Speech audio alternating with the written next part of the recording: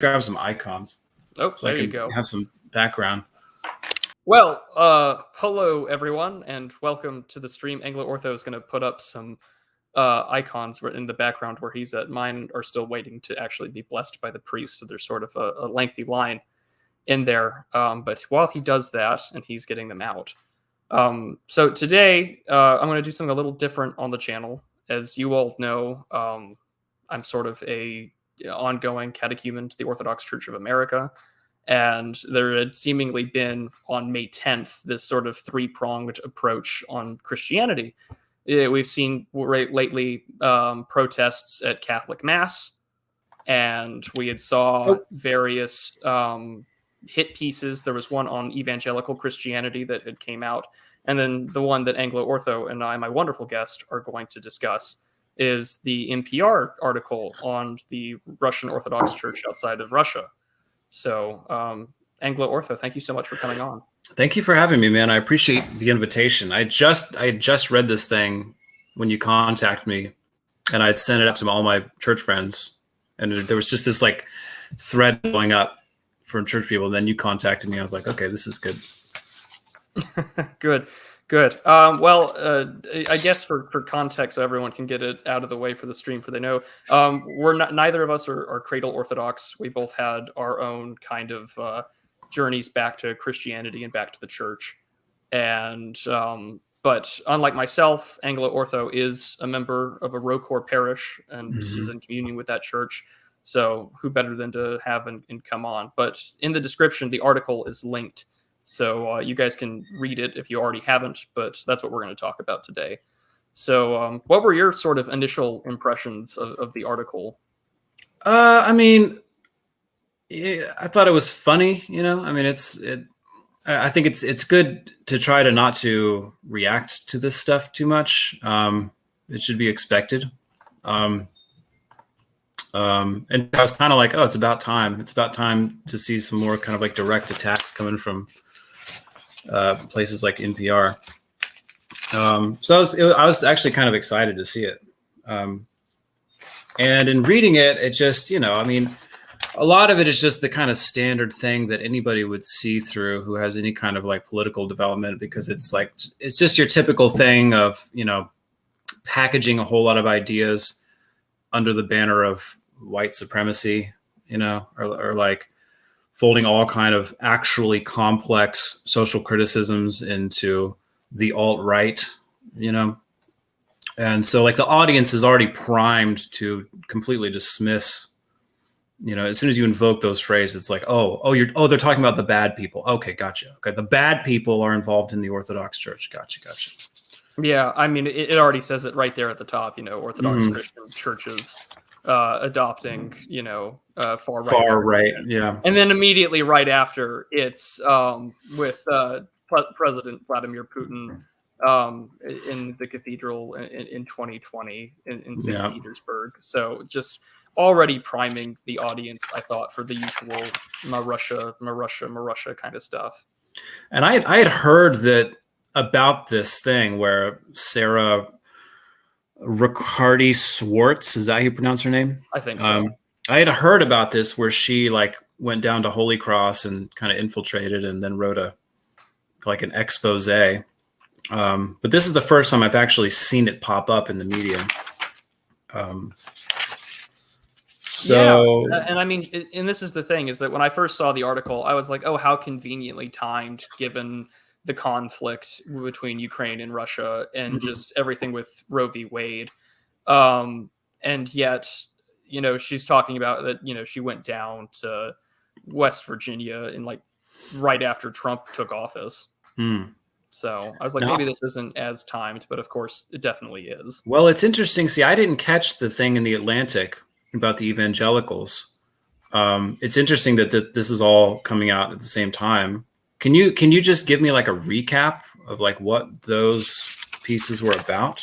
Yeah, so the Atlantic article was about like 40 years of evangelical Christianity essentially being like mirrored in politics, and that there's this fight between progressive Baptist churches and sort of the right-wing conservative aspect of it. And it's just basically, I mean, it's written by Tim Alberta, who's written about stuff like this before, but it's all about how politics is poisoned to the church, and how they talk about the news, they talk about vaccines, they talk about all sorts of stuff that had came out of really the last, really, I think, since the Great Awakening, how religion's been weaponized. And it's just talking about how the bad people are like really ruining Orthodox, or not, well, for us, sure, but the bad people are also ruining evangelical Christianity. It's just the usual bit of the bad guys. Yeah, I mean, do they not realize that the left does that too? Like, there's lots of churches where the politics have around that time, 2016, 17, 18, became very vocal from the left. And I don't. It's hard to say. I mean, I know there's the idea of like, oh, we should keep the politics out of the church, but like, this isn't like the 90s or something. I mean, these things are like very in everybody's face and getting down to like really deep personal issues in people's lives. You can't just like pretend forever that there's no space where the political is not going to come tangential to church life. Especially about things like abortion and, rainbow flag stuff, because these things actually like they come tangential to like deep aspects of the faith. Oh, exactly. I mean, for recently, I know that for us, like, Metropolitan Tikhon for the OCA, he had written this lengthy address on the Feast of Annunciation, where he had sort of kind of corrected or mentioned in passing sort of what had happened at sort of like the March for Life rallies about what the Greek Archdiocese of America, I think, had said something about respecting a woman's bodily autonomy, while also saying he's pro-life. To which he was just like, the Orthodox Church, Orthodoxy has always been pro-life. Like, that is, you have to be very mindful of your language. Yeah. But I mean, it doesn't surprise me, like you had mentioned. I mean, we're expected to be spoken about and talked to like that. I mean, what is it, right? Like, as we say both in liturgy and we read in gospel, like, all manner of evil is going to be against us falsely for his sake. So right. In fact, it's like, it's a good thing. Yeah. Blessed are you when men shall revile you and persecute you for my sake. So it's expected, and it's like, it's almost like you almost have to have like a kind of fun attitude about it. I mean, especially because it's going to get worse. Like, this is going to get worse. So like an NPR article is like, if you're going to get in shape about that, you probably need to, pray a little harder or something. Yeah, well, there was someone had tweeted, I don't remember who it was, but I'm sure you've seen the memes where it's like, stop giving me your toughest battles or whatever, where they're like trying to like pray to God. Yeah. There was one I saw the other day where it's just like, give me harder battles, and God is just like, yeah, we're talking. I'm right. Yes. That's the attitude to take on. But and did you said that? Oh, sorry. Go ahead. I was going to say, you said there was a Catholic one too. It was like well, just that last Sunday, there had been protests all over in almost every Catholic mass, because of the Roe v. Wade leaks. There were organized, instantaneously at Catholic masses in the capital, New York City. I think there was a protest in Dallas, so I'm not surprised. Okay. But yeah, all of the hit pieces about and all these protests against Christians just very conveniently right after. Interesting. Yeah.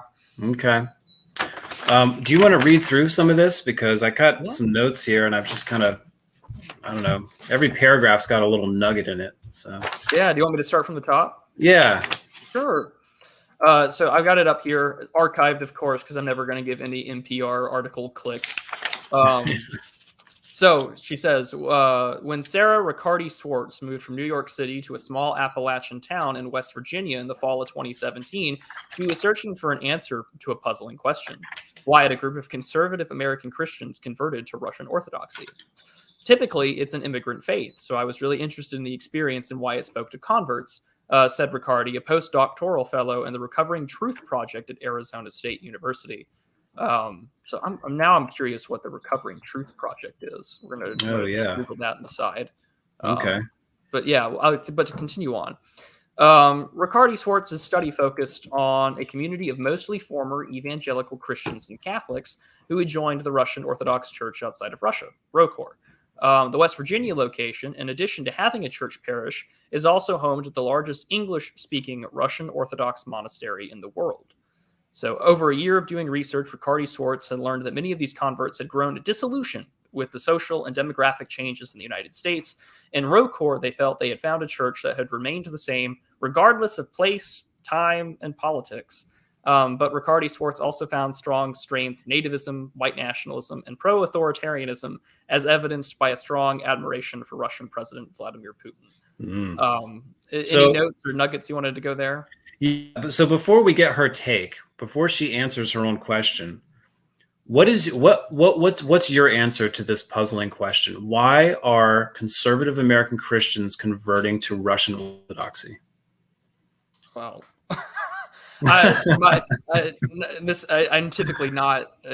I'll just go for it. Honestly, I really do think because a lot of outside of a few really strong traditional churches, like high church Protestant traditions in America, most American Christians, I think, have been so deracinated by a mix of the prosperity gospel and modern day politics, and that there's just this constant, attack after attack spiritually and politically against them, that I think people are looking for something that has sort of stood the test of time. It's the same thing why so many people that's why traditional Latin Mass is so popular in America too. America's got the most TLM orders in the country. Yeah. So I think people are looking for an anchor that has held to the true faith. And, that's why I think people have fled to Orthodoxy. Like for me, not too long ago, I was at St. Seraphim's Cathedral, which is the picture I used for the thumbnail in Dallas. And we went to Holy Unction service. All the priests were there. And it was just great. I mean, it was so many young people. It was wonderful. There were people that were coming back to religion and tradition. So It didn't feel like this was an online LARP thing that you can see on Twitter. It was very real. Mm-hmm. Yeah. I mean, when I read this, it's just, it's apparent that someone like this, I mean, anyone who is sort of on board with the world's project or the project of modernity or whatever you want to call it, they're just not going to have the frame of reference to understand that there's a reason why people seeing appearance and stability in the midst of chaos that's raging all around. Because if you don't see that chaos as destructive, if you don't see it as a spiritual, if you don't have no way to reference these things, you're gonna have to come up with some political or fleeting worldly reason why this is happening. There's no understanding of this deeper critique of modernity that the hard right is involved in right now. So I just right off the bat, I'm well, she's not going to be able to answer her question because she doesn't even understand why there's any critique of the modern project. What's in her mind? It's well, what's wrong with abortion on demand and sex for fun and this all the things that we have, democracy and all this kind of stuff. And that's what kind of threw me off because as we had discovered by, I think Nathaniel J. Franco mentioned earlier in the comments today, there was that she'd done a talk a couple of days before this article had came out at Fordham University's Women's Studies Center for Orthodox Christianity. And she did this talk where, she says that she's an Orthodox woman. And I just thought that was kind of interesting. And I mean, it's the beauty, right, that you get told about the church is that, with the hours and the matins and everything, that it's prayer 24 hours a day, 7 days a week, all around the world, no matter what time it is. And I mean, yeah, it's going to be different in language, and it's going to be different in its expression. I mean, an Ethiopian Paschal service is going to be different than a Russian one, right? But here's this woman coming from New York City, coming down to rural Appalachia where a lot of converts are. Of course it's going to be different. that stuff does come with it. And I mean, people are supposed to learn and break it down. And we'll talk about that, I think, as it goes on. Yeah. But I did look up that Recovering Truth project.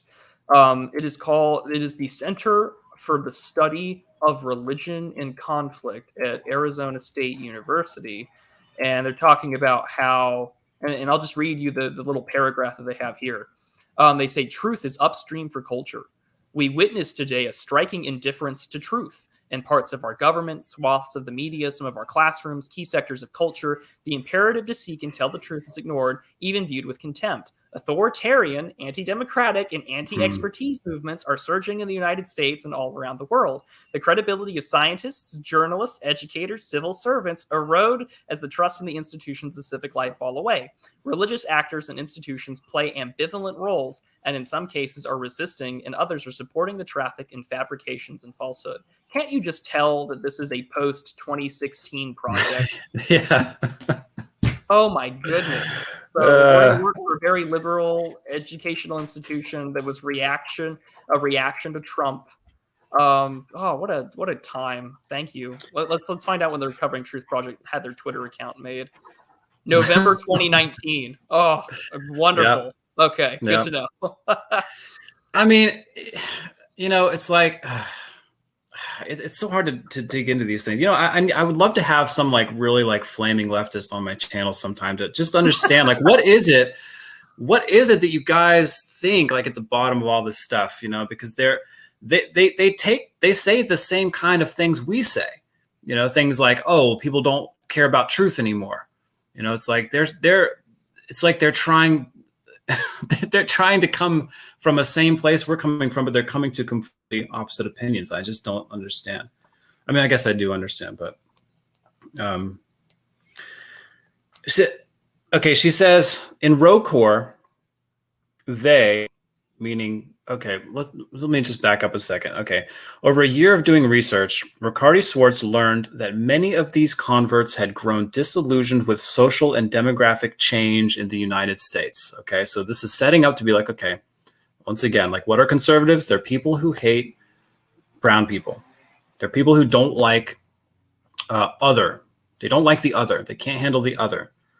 And because they're so scared and they're so angry and they're so insecure, they're going to be full of hate and they're going to do all this crazy stuff to preserve their precious little identity. Now, there is no understanding here that like there's a reason why people would be demographic change. Like she thinks it's just for its own sake. People don't like demographic change. There's like a deeper reason why people need stability in their community, like in their culture, right? There's zero recognition of the thing, because the values expressed by this writer are that change is always good. New is always good. Diversity is always good. New is dynamics, change. Like there's no recognition that could in any way be destructive, or that there's anything positive or constructive by forestalling that or sacrificing that for the sake of stability and coherence. In ROCOR, they felt they had found a church that has remained the same regardless of place, time, and politics. I mean, first of all, like you're saying, the Orthodox Church expresses itself differently in different places where it thrives. It's not like it's exactly the same, for the last 2,000 years. I mean, but of course, in a way it is, and that is attractive to people who understand the value of coherence, who understand the value of stability and persistence of the truth in time.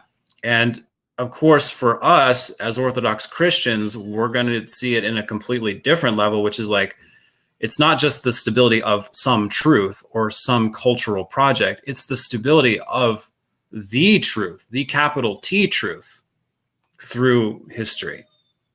So without recognizing, someone like this who's like has none of those, has none of that framework, is not looking through those lenses. Well, even though she claims to be an Orthodox, there doesn't seem to be any recognition or understanding of any of that.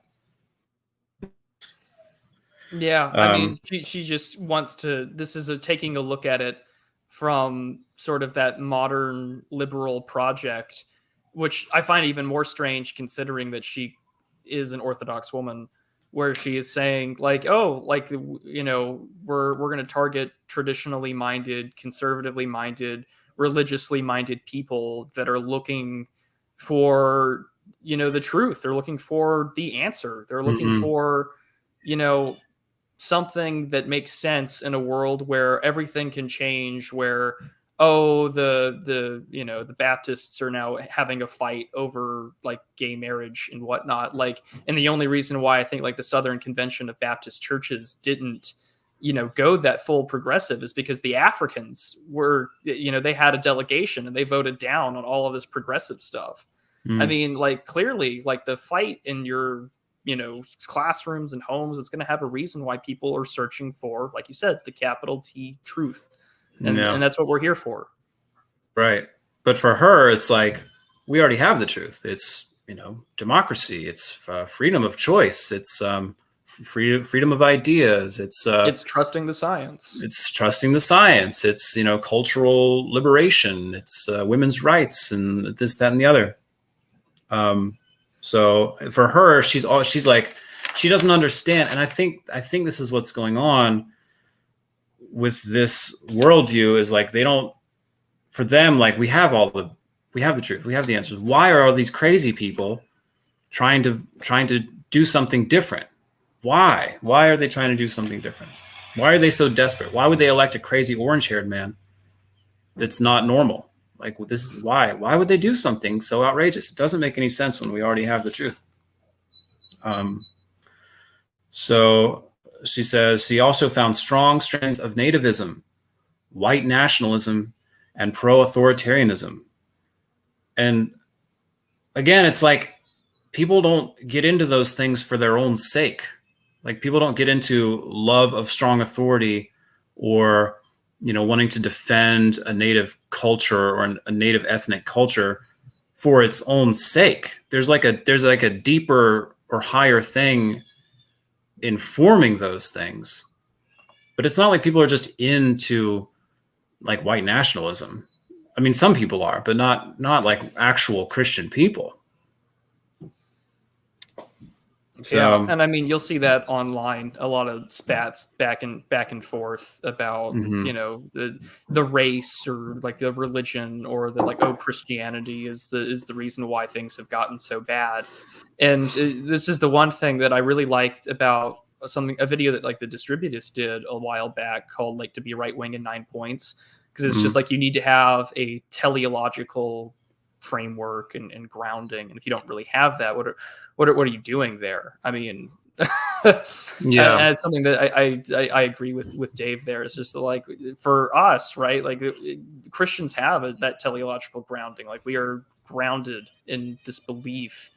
And I mean, that's something that I just find interesting, is that this woman doesn't seem to understand that maybe people are flocking to what is, you know, the actual truth, and what is the anchor, you know, what is the rock. Yeah, that's a good point. I mean, that's what it really is. Like, people are seeking Christ. Like, people are actually seeking the truth.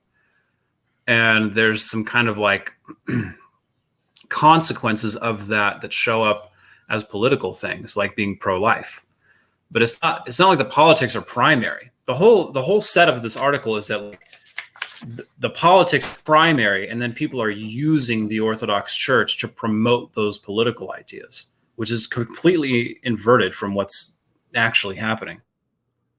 Yeah, we were talking about that before we went live, that everything that she's sort of talking about, like, the politics aren't affecting the church. It's the church affects us and our politics. Like, I mean, we talk about, I mean, of course, like, you know, I always tell people, you don't go to religion, you don't go to a church because you think it's based and red pilled. Like, that's not the reason you go.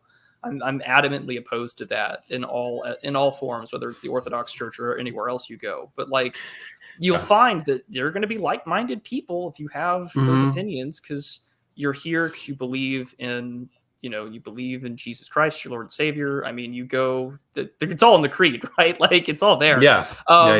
And that's why you go, is to find truth and to find meaning and to be in communion. And I mean, Yeah. what else are you there for? Because if you're not there for those reasons, you either will learn those things that will teach it to you, right? Do good that is good and that you know, and you will be corrected. But if not, like, I mean, that's something that we'll get into, I think, later on in the article. But it's just like the lengthy catechesis, I think, is a really great way to weed those people out. Yeah. I mean, my politics have definitely softened a bit since entering the church, just because, I've had to put them in their proper place, because in the Trump era and up until 20 and when all the craziness started and everything, I'd put politics kind of at the top because it was so loud and in your face.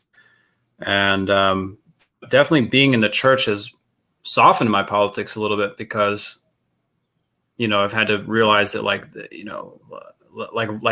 race is not that important. It's not important. It's a thing, right? But it can't ever be your top thing, right? Or like, that's not going to work, and on all of these little worldly issues, you can't put any of that at the top if you're going to follow Christ. I mean, if you're really gonna be Christian, if you're really gonna be Orthodox, none of these things can be like at the top of your pyramid. They all have to like find their proper role. And I will say, like, in my parish, like, the people in my parish are, based in red pill. I mean, pretty much everybody in my church is, right wing and openly, vocally so. But again, it's like it's got a kind of rounded edge because my church is kind of like the event. Like when we did the event, my whole experience being there was like, this is like my church, like a group of based in red people. But there's a difference because at that, there's not that. The politics can rise up to like the top of the pyramid. It can dominate and control the discussions. But at church, there's this sense where all of that has to kind of downshift a little bit for something higher that we're all doing together. So I mean, just speaking personally, there's definitely an attraction for right-wing people to Rover, but at the same time, it's also being in the church has the effect of kind of soft. You just can't put it front and center all the time. Yeah. The chat's also saying that you might want to move closer to your Wi-Fi. You're apparently cutting in and out for that. Oh no. Okay. Yeah. But I'm going to read the next passage here of the article while we work on that. Okay. So the next section, of course, is talking about the Russian president, and it says Putin as a king-like figure, in quotation marks. For many of them, she writes, Putin has become sort of this king-like figure in their narratives.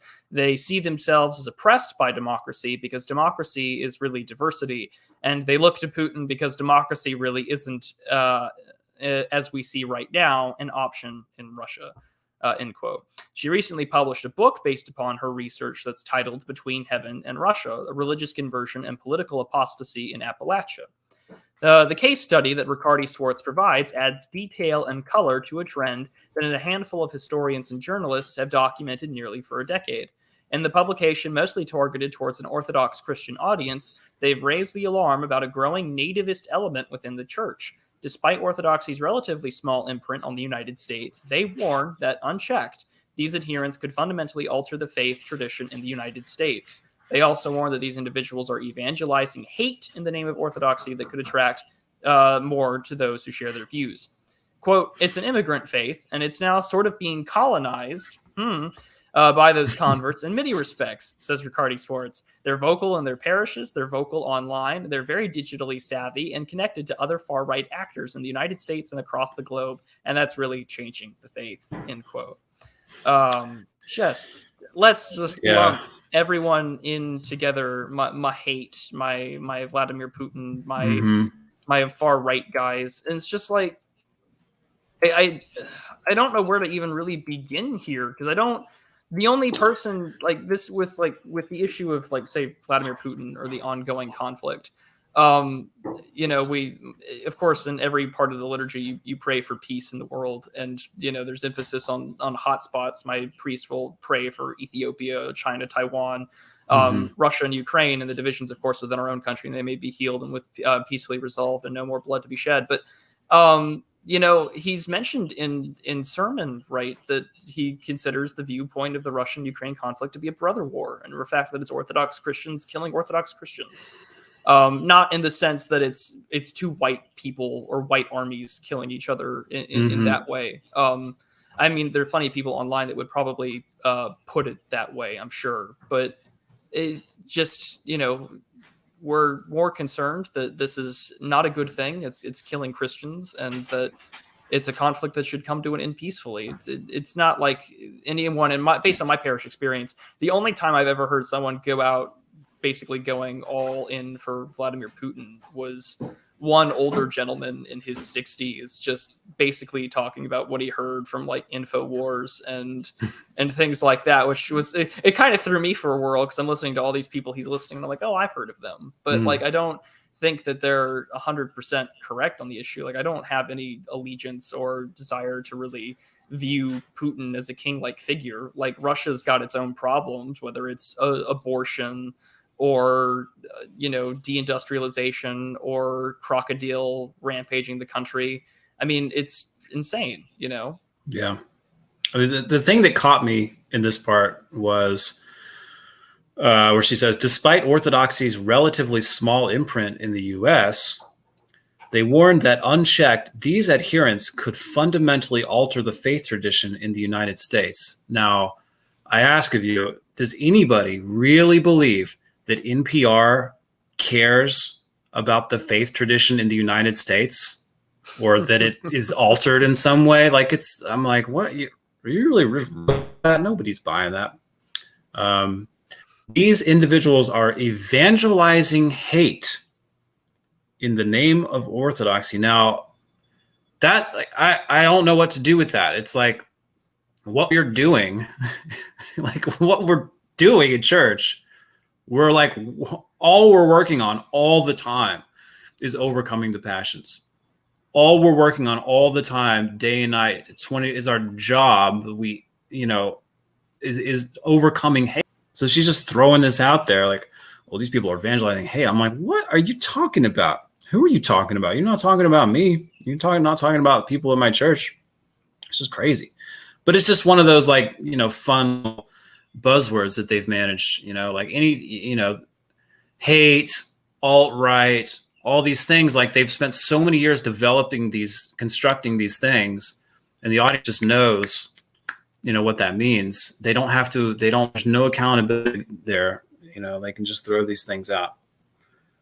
Yeah, I mean, it's basically a Pavlovian response. I mean, the entire from 2015 to now, whether it's alt-right, hate, nativism, white nationalism, like all of these words have become, I think, really innocuous at this point, to where they have no meaning to many people these days. But it's a Pavlovian response to their audience to know that these guys bad. I mean, and what makes it worse is that it's kind of already making the situation already pretty more stressful. I mean, I don't know about your parish or what you guys have experienced within ROCOR, but I mean, our bishop was given death threats when the war started. So, like, I mean, like, I know that there's been plenty of things around with the church, whether Greek, Russian, American, whatever. So, like, thank you for priming up another target. Yeah. And then this last bit here, it's an immigrant faith. It's now being sort of colonized by these converts. And again, I say, like, the actual church is not going to be colonized. It's colonizing us, like it's this is not a human institution. Okay. This is affecting us, it's not like people are just controlling this thing how they want. It's like the will of God doesn't exist or something, like that's like there's all these weird things going on for a supposedly Orthodox Christian to say. They're vocal in parishes. They're vocal online. You mean like everyone? Like it's 2022. What are you talking about? They're very digitally savvy. Oh, like you mean like you and like everyone? Like we're all digitally savvy. What are you talking about? Yeah, I mean, we're all on some form of social media. Like everyone has a YouTube Yeah. channel, everyone has a Telegram or some form of social media which they can proselytize their ideas. Everyone and their mother has a blog. Everyone and their mom has a Facebook page. Everyone and their mom has a Substack. Like, but we have to make it sound like we're perpetually in that 2016 mindset where it's just like, it's like that data and society thing when they were networking all of like the quote unquote alt-right of YouTube back in 2016 that led to all those bans. This is the language that we're stuck in, and this is where we're at. Is that here's the other thing. Like here is a liberal Orthodox woman working with like a post-Trump religious in conflict about a post-truth society, about the declining faith in experts, going out of her way from New York to the middle of nowhere to examine white Appalachians that have converted to Russian Orthodoxy because they feel like everything else has like abandoned them and they're looking for the truth and the anchor. Yeah. Like it's nothing more to me. It's just another hatchet job. Yeah. Yeah. I saw our reader Aaron's in the chat, and he says, I think they do care quite a bit that the church is not conforming to the liberal apostate church that they want. And I think this is like a really important thing to keep in mind, is that this isn't just like a political struggle. Like there is this whole other spiritual battle going on, and people like this are getting drawn into, like they're being used as tools. I mean, literally to inaugurate the Antichrist system. You know, I mean, I'm reading Father Seraphim Rose's Life and Works right now, and he talks about this at length. I mean, it's not the unbelievers that are the real threat, or that will really initiate and implement and inaugurate the Antichrist. It's like Christians. It's like fake Christians like that. That is what we co-opted to serve evil in a much more destructive sense than like what atheists are doing. And so it's not just like this there's a danger here. Like there's this whole battle that's going on underneath these apparent political things. And that's what, when I was watching that, Fordham channel, I was just like, these people don't realize, it's like they don't do it. They don't realize that they're literally being used for evil purposes, because they've adopted, they've like Orthodox, but fully kind of academic, rationalistic, worldly framework. And that's actually incredibly dangerous and destructive. Now, it's not like it doesn't bother me, because like I know like that's going to happen, but like for them, like the people involved in that, like they are in danger. They are in like grave spiritual danger if they don't kind of recognize this is happening.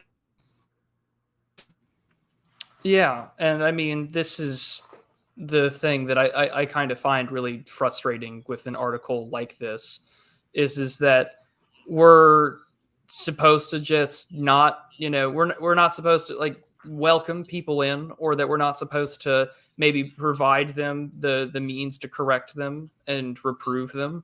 And like, if we don't do that, then we are leading them down the path that you had said, where it'll be done falsely in the name of the good, or falsely down a path in which they can't come back from. Like, I think it behooves other Orthodox Christians to call this stuff out, and to make sure that those that have questions are, they're set on the right path. Like, that's the first thing that they'll tell you, besides of course the usual come and see thing, is that if you have questions, just ask.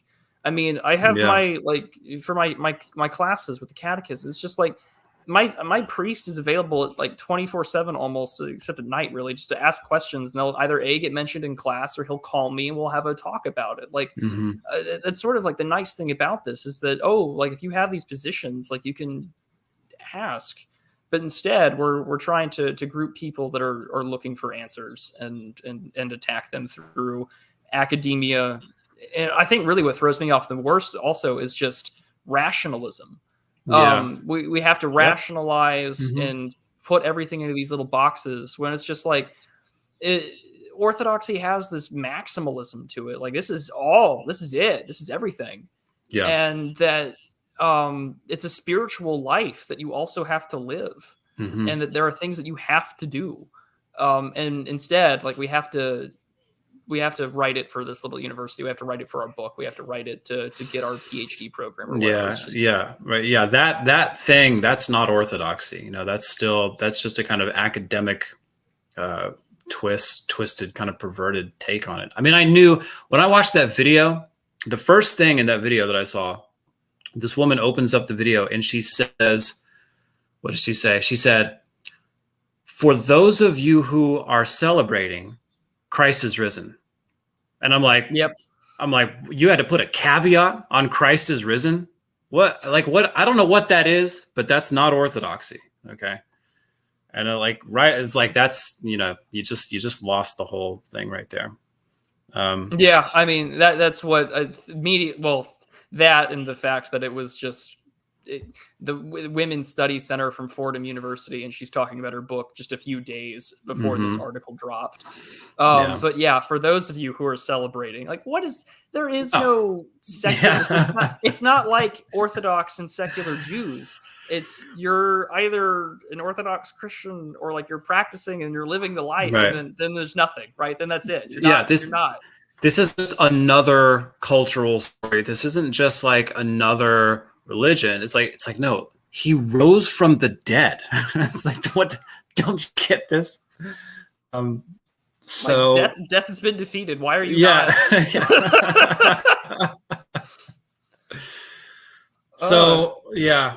And what else? I was gonna say something else too. Yeah, like we are going to get this like kind of fake antichrist religion. Like this is gonna be a thing. Like, and we kind of have the building blocks of it now, with the things like, like this faith center thing they're building in, what is it, Dubai or something, that's like a mosque and a church and a synagogue, like all in one, like stuff like that. Like we are seeing the building blocks already there. We are going to have this extremely powerful and deceptive one world religion that is going to deceive lots of people, including Catholics, Protestants, so-called Orthodox Christians. Like people are going to fall for this. So that's why, like, it's really important to pray for people like this lady who's writing this article, because we're all in danger. We're all in grave spiritual danger all the time anyways, but in a historical sense of what's going on right now, like we're really in danger of deception. So like, we have to really be mindful of that and really be deep in our spiritual lives, in our prayer lives, in our church lives, and pray for these people, because it's very dangerous right now. Yeah. And that's what kind of threw me for a whirl, not only listening to this talk, but also just reading this article, because it's just, you would rather abandon the faith and abandon what issues you see in the church, or what, even your own faith. I mean, if you're going around talking to people that are saying, those who are celebrating, and you're trying to stand out from Russia, you're trying to stand out from the secular political machinations of the day, what are you doing? Like, how many people, there are countless martyrs throughout the history of the church, many that we will never know their names, known only to God, because they decided not to abandon or recant or renounce or deny, and here she is, I think, making a very clear denial to her faith in order to get sort of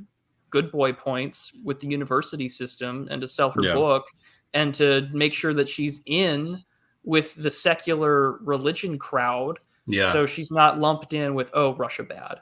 Yeah. I mean, and I'm not even like, and like my position on the war is that I don't have, like, I'm not pro Russia. I'm not pro Ukraine. I'm not pro Zelensky, I'm not pro Putin. Like, the war should come to an end as quickly as humanly possible. If the bloodshed is unnecessary, and I think that there are a lot of unintended consequences that have come from American foreign policy.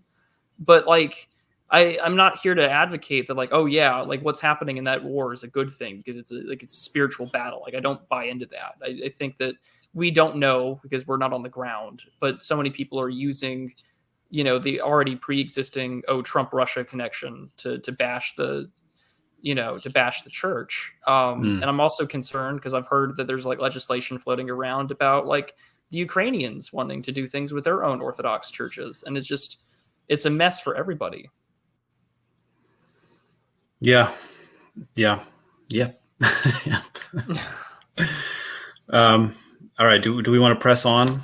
Yes. See if we can get through this thing. Let us press on. Yeah. Okay. For those of you who don't know, we were also referencing this Fordham University talk that got shared earlier. So, I mean, the article, if you think the article's bad, listen to her talk for an hour and a half. Because that's just as bad. But so the next part of the article is Orthodoxy's changing footprint in America. So despite centuries of a presence in North America, starting in what we now know as Alaska, the Orthodox Church in the United States is still relatively small. Alexei Kindrach, a sociologist of religion who focuses on Eastern Orthodox and Oriental Orthodox churches in the U.S., estimates that their adherents make up about 0.4% of the population. Within that, nearly 24 branches are divided between what's known as Eastern Orthodoxy, Oriental Orthodoxy. They include Greek, Coptic, Ethiopian, Armenian, and more. Eastern Orthodox churches. Pause for a second. Can I just say, how threatened are they by 0.4% of the population? I know, and I actually want to question that number too, because I mean this is explicitly focused on like Russia, but or ROCOR, but I mean there's the American church, like the OCA's got its own thing. There's the Greeks that I know have been seeing growth. There's of course ROCOR. Then of course there's Coptic, Ethiopian, Armenian, everything else. And I mean there's also a growing number of Western Rite Orthodox churches. I know that they're more friendly with the Anglicans, but I mean they do the liturgy. I don't think the only thing that they don't do is I don't think they do the little entrance. But I have a friend who goes there. He was asking me questions like, well, what's the difference? And I was like, well, what do you guys do? But yeah, 0.4%. If that's the number we're going to go with, like, really? I'm going to open up another tab now and look that up because that's just like, it's a country of 330 some odd million people times 0.4. So, it's not that much, Yeah. Here we are. But to carry on, Eastern Orthodox churches, which include ROCOR, have flourished in the U.S. starting at the turn of the 20th century when migrants flocked to major industrial hubs like New York, Chicago, Detroit, and Cleveland for jobs.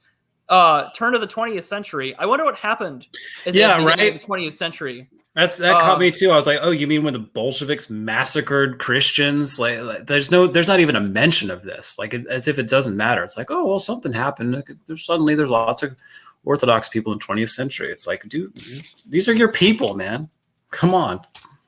Yeah, it threw me for a whirl. I was like, really? We're not gonna talk about like the importance of like, Saint Tikhon, the enlightener of North America. We're not going to talk about Saint Herman of Alaska. Like none of the history here. We're just going to throw all that gets thrown out the window. We're going to just throw out the last 250 years. Of Apparently, it's because migrants came looking for jobs. That's all. Yeah. That's the only reason why. Yeah. Because we have to sell that narrative. It's an immigrant faith that's being colonized by people like you and me. Yeah.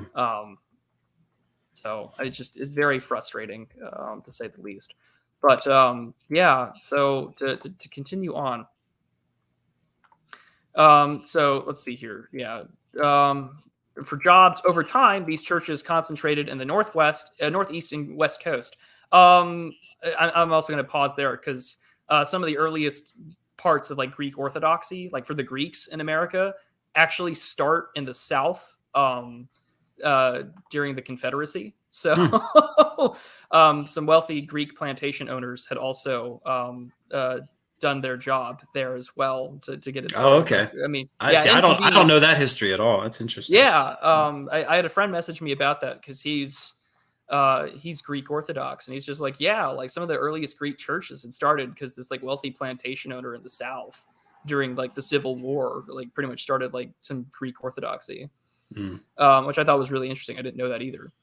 But he says, but according to Kindrach, who conducts the censuses of Orthodoxy in the U.S., I might open up that link for a later time. The U.S. parishes have declined in sizes between 2010 and 2020. I wonder about the last 2 years, though. Yeah. This is in line with mainline American religion, where everyone is shrinking in size except non-denominational churches. And I think it was like Praise of Folly that had a good discussion about that not too long ago, where he's just like, what the only thing that's growing is like liberal prosperity gospel, like, and that can mean anything, right? So of course that's going to grow. It's the Church of Satan. Of course it's going to grow. Yeah. We're like, this is all being set up for like the coming, Antichrist religion. Which is going to dominate. Everybody's going to be into it, Yeah. So someone in the chat said John Liddell was the Greek plantation owner that got it started. But interesting. That was a neat piece of history I didn't know. But he says Kindrach estimated in 2020 there were about roughly 24,000 adherents to ROCOR, experiencing a striking shift. While the number of ROCOR adherents had declined by 14%, Kindrach had found the number of parishes grew by 15%, saying what it means is that we have more parishes but are smaller in size. And if you look at the geography, those parishes were planted not in the traditional lands of Orthodoxy. So I guess they're meaning like the Northeast, New England, industrial centers of the North. The growth occurred in less populated areas of the upper Midwest and southern states, places with fewer direct links to Russia. And you're also not to like geographically, but you're in the South, right? I'm in Appalachia. Yep. Oh, okay. Oh, well then you're kind of like the target area for this article then. Totally, 100%. Yeah, okay. a friend of mine in Holy Cross. Like we're pretty close to them. I think Holy Cross is about like a 4 or 5 hour drive from us. So there's some cross pollination there. I thought it was funny. She said the growth occurred in less populated areas of the upper Midwest and southern states, places with fewer direct links to Russia. Yeah, because like urban people are all mind controlled. Like they're not gonna. Heaven forbid. So heaven forbid where I live, which is the middle of nowhere that doesn't, like. And that's the other thing. It's like, there's smaller parishes, and I'm like, yeah, but I mean, I think there are more children in my parish now than there are parents and adults, which is just a wonderful thing to see. It's similar. Mine, we got a lot of kids, truckloads of kids, lots and lots of children, which is just a wonderful thing to see every Sunday and Saturday. Yeah. But anyways, so. Kindrach goes on and says, so for me, there are a bunch of new ROCOR communities that are founded by convert clergy or convert members, Kindrach said. Aram Sarkeesian, a postdoctoral, again, more academics, a postdoctoral teaching fellow at Northwestern University's Department of History, said that this new growth from converts has helped some branches of Orthodoxy offset a decline in multi-generational families in the church. Well, that should be a good thing. Yeah. We should be happy about this.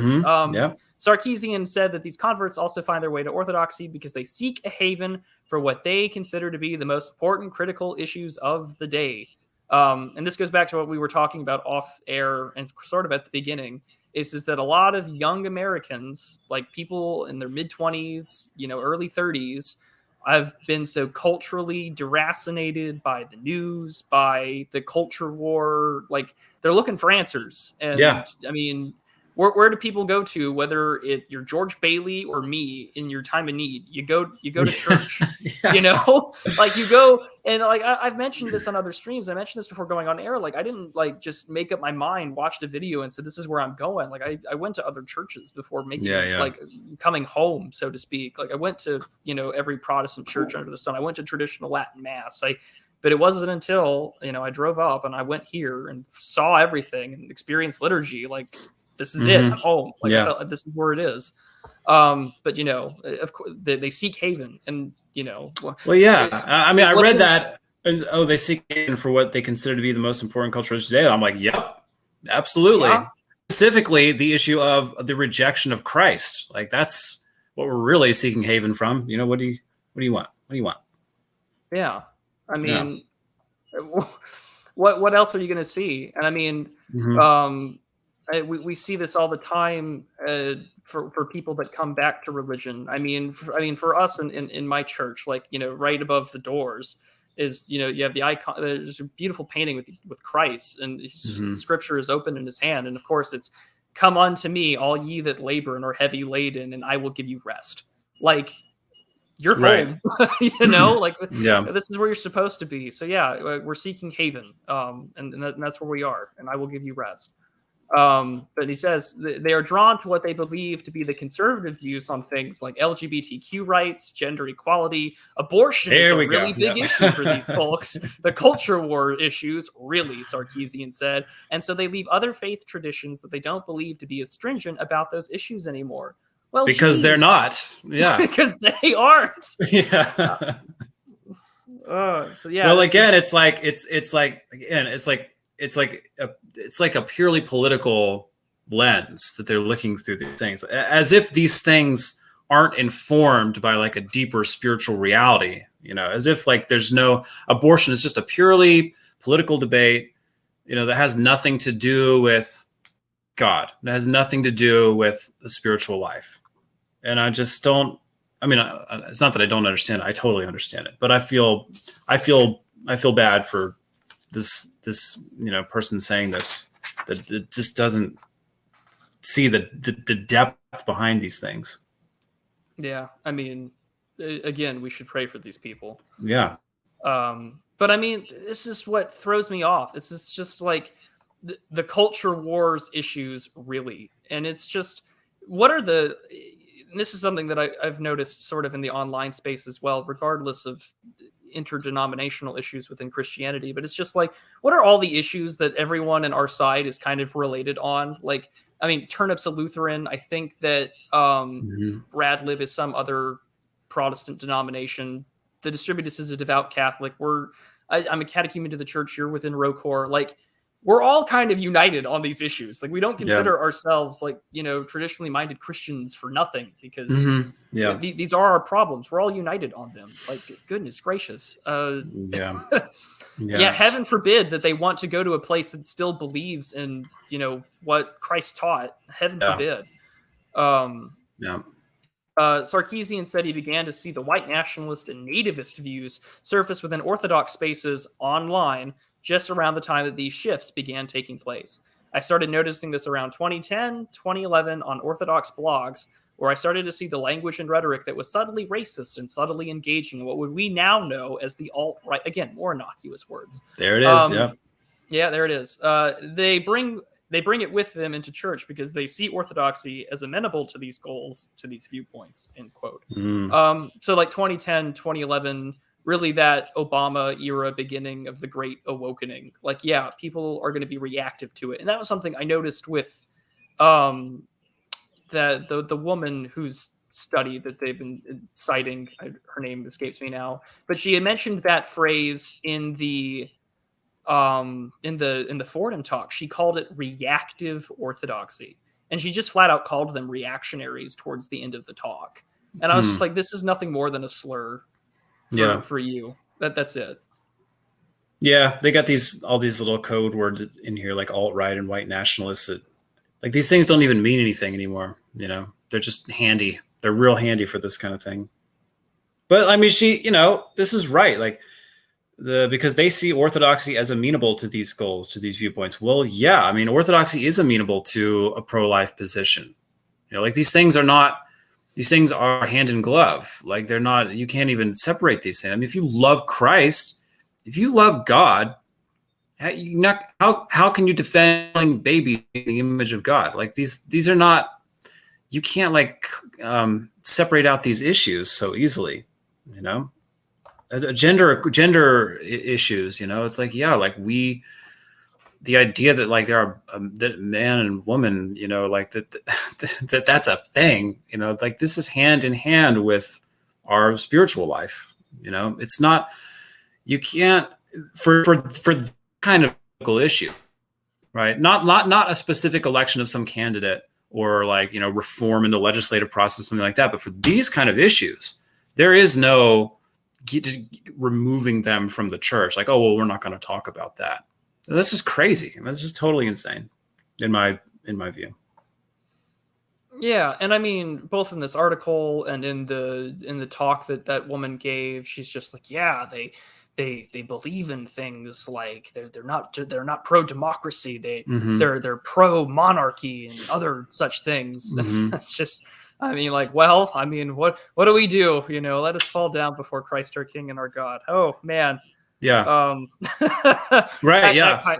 that came to mind. But like the other thing is just like, oh, they don't find themselves in democracy. And I mean, like the Orthodox view of like governance is the idea of Symphonia, that the church is and the state are complementary to each other. The state is not complementary to my faith. The state is not complementary to people that hold my views. And it's certainly not going to be complementary to people that are white Appalachians that are being called pillbillies by the guys at Sackler and Purdue, right? Yeah. Like, of course, what horrible people, like, again, pray for them, but like what horrible things to say about people that are trying to find a place where they belong or can fit in, especially when, at least for us in the US, I mean, the decline is evident and the rhetoric is escalated. I mean, they're talking about disinformation boards. They're talking about, they want to tell Medicaid to have some sort of like race equity strategy. So, and I mean, we even saw this during the coup that, oh, by the way, if you don't have a pre-existing medical condition, whites go to the back of the line to get, what was it? Monoclonal antibody treatment. Yeah. Like, I mean, that was here in Texas, in Dallas County. Like, if I didn't have my transplant, there was no way I would have gotten it in the same time frame that everyone else did for when I got COVID. Yeah. Like, I mean, heaven forbid that these people find a place that doesn't want to,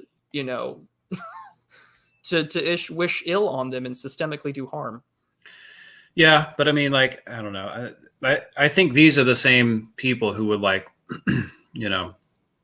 put the barrier up at the holy water thing because there's a virus around. It's like they don't actually believe this stuff. And these are the people like won't common virus going around. They don't actually believe. They're not. I don't know what they're doing, but it's some kind of like twisted, rationalized, academicized version of the church. That I mean, I think you got to be careful about. Yeah. These would be the kind of people that would want multiple spoons during the Eucharist. Exactly. Or having their priest do the liturgy in a mask. Which means they don't actually believe it. Like they don't actually believe that that's the body and blood of Christ. What they're doing is they've made an easy truce with the world where they can have it the world's way, but kind of take some of the trappings and some of the peace, love, and harmony ideas from Christianity and just make this kind of like pseudo religion. Yeah. I mean, they've rationalized it. I mean, that's sort of the critique that kind of gets levied, right, when it comes to like East-West issues. But like, you can't rationalize yourself out of the mysteries, like the mysteries for a reason. And it's the same thing with the faith. But there was this comment here by Raisin, and I guess I'll ask you about it. Is your liturgy in Russian or is it in English? It's English. Okay. I mean, there's a couple things we'll repeat in Church Slavonic. Okay.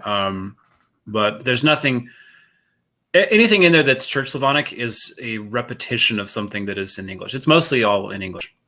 Okay. Yeah. We're mostly converts in my parish. Our priest is a convert. He's American. So yeah, it's English. Yeah, my parish is the church was built 20 years ago, relatively new, but like the founding priest was Russian, so we still have some of the old stock family of the priest that's still with us. But I mean, everyone else is converts. And after the original priest had reposed, the gentleman that was learning under him went to seminary, and I mean, he's American. He's an American convert, but I mean. For us, our liturgy is in English, but we'll repeat occasionally a few things in Greek. But I mean, those are things that, are from English words. It's very easy to pick up. So, But yeah, it's just important to know it's not entirely inaccessible. I kind of feel bad for Philos because he got the full church experience and he didn't get to understand anything. Yeah. But to continue on, here we go. We're throwing everything. We're throwing the Seville and everything here. So yeah, perhaps the most well-known converts who worked within that, of course, was Matthew Heimbach. He established the Traditionalist Worker Party, which helped organize, of course, what happened in Seville. I'm saying it all like this because YouTube. Hello, Susan. I'd like to keep my monetization. Years before that, his activities had already created waves within some Orthodox circles. In 2014, he was excommunicated from the Antiochian Orthodox Christian Archdiocese of North America shortly after he had been accepted to it. During his brief time there, his activities with other Orthodox converts on college campus had drew scrutiny. And explaining the decision to cut him off from the church, the priest that had brought him in explained, "I didn't understand at that time that he had such nationalistic segregationist views." He went on to join another branch of Orthodoxy.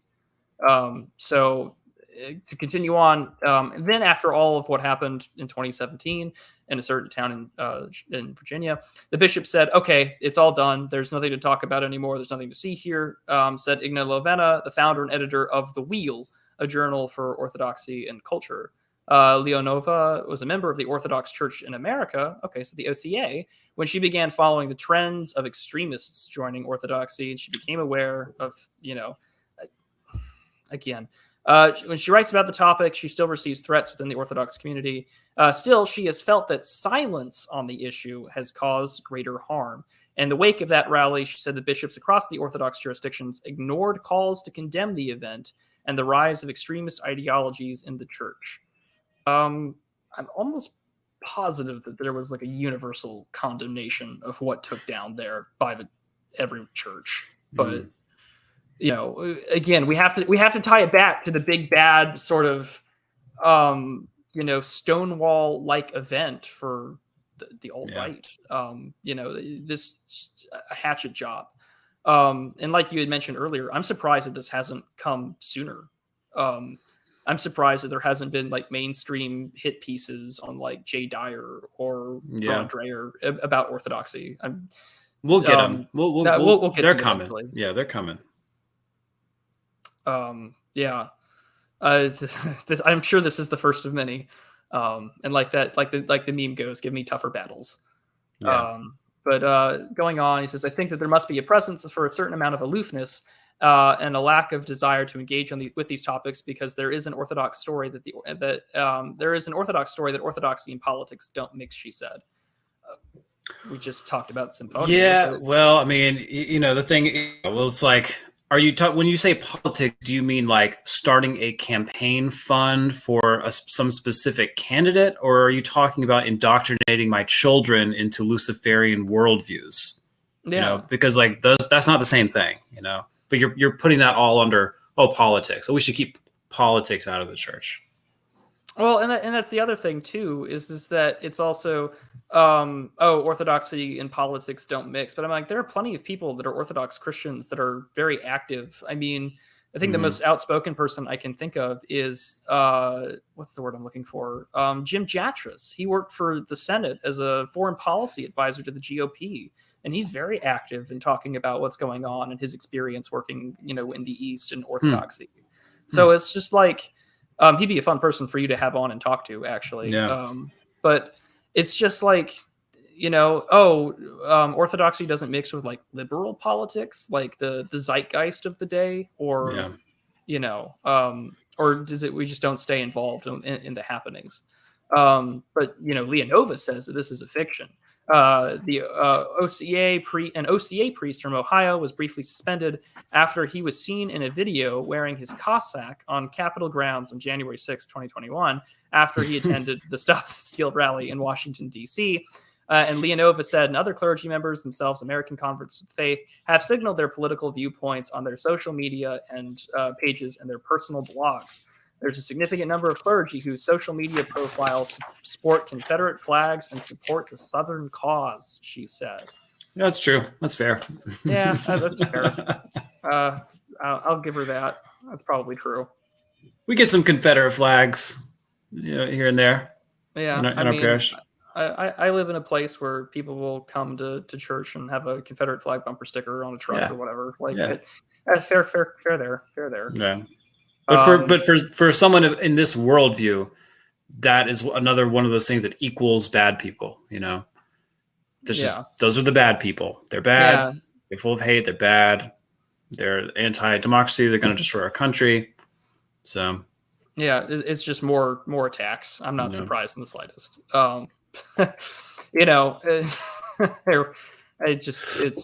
You get used to it, like if you've been politically aware for any length of time, let's just like, come on, like, do you got anything more original, And there really is, like, there's no real bottom to it. I mean, there's no way to, because someone like this, you'd have to go so deep and explain like the actual depth of something like why people are still flying Confederate flags. It's not just like, oh, they just hate black people, right? That's their explanation. It's like, no. There's a much deeper, there's this whole historical process and this critique of, like the modern political system that is underneath all that. You'd have to explain that. You'd have to explain this whole critique of modernity, the whole critique of like the Western world, like all this, like there's so much that you would have to explain to this person to try to get them anywhere. And it's just not, it's not possible. Yeah. That's what I'm saying is like, it's not possible. So like, it's not a can't or won't question. It's just that they refuse. But anyway, so off to Rocors and media makers. Now we're talking about the online people, I suppose. For those who have followed the influx of extremists into American Orthodox, I'm thinking there's like 10 people that do this. We're 0.4% of the U.S. like church-going population, but here we go. There's 10 people that are on the case, my friends. Those individuals are on the fringe within the church, are mostly concentrated in newly founded Rocor parishes, but they also warn that it would be foolish to ignore them. A particular concern are the ways that these individuals are networking with outside extremist groups and broadcasting their ideologies in the name of Orthodoxy. I do think that it's growing, says George Demikopoulos, professor and director of the Orthodox Christian Studies Center, Florida University. I wonder who they just recently had on.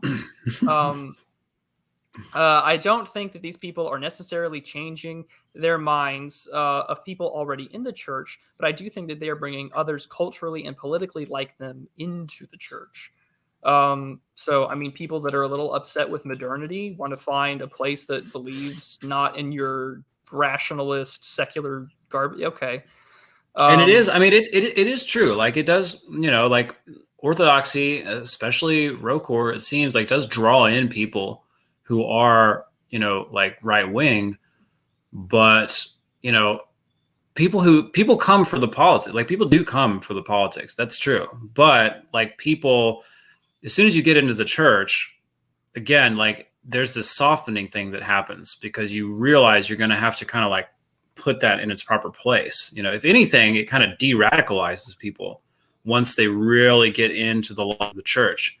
The people that don't stick around. People come for the politics, but that's all they're in for. They're not going to last, because once they realize that Orthodoxy is not, it's not like a chat room. Like it's a very difficult, all involving. I mean, it's your life. It's like life to this thing. If you're just coming for the politics, you're not going to last. Those people don't last. The people that last are people who maybe come for the politics or from whatever, but immediately have to kind of put all that stuff in its place and, in many ways kind of soften politics. I really think in if anything, the church de-radicalizes people.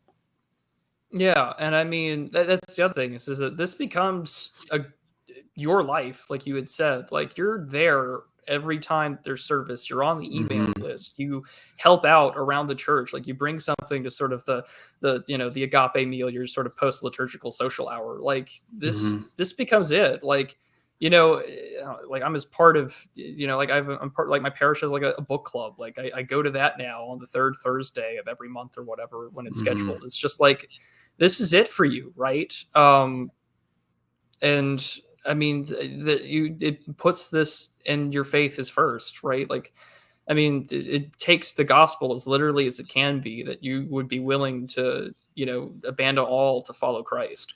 And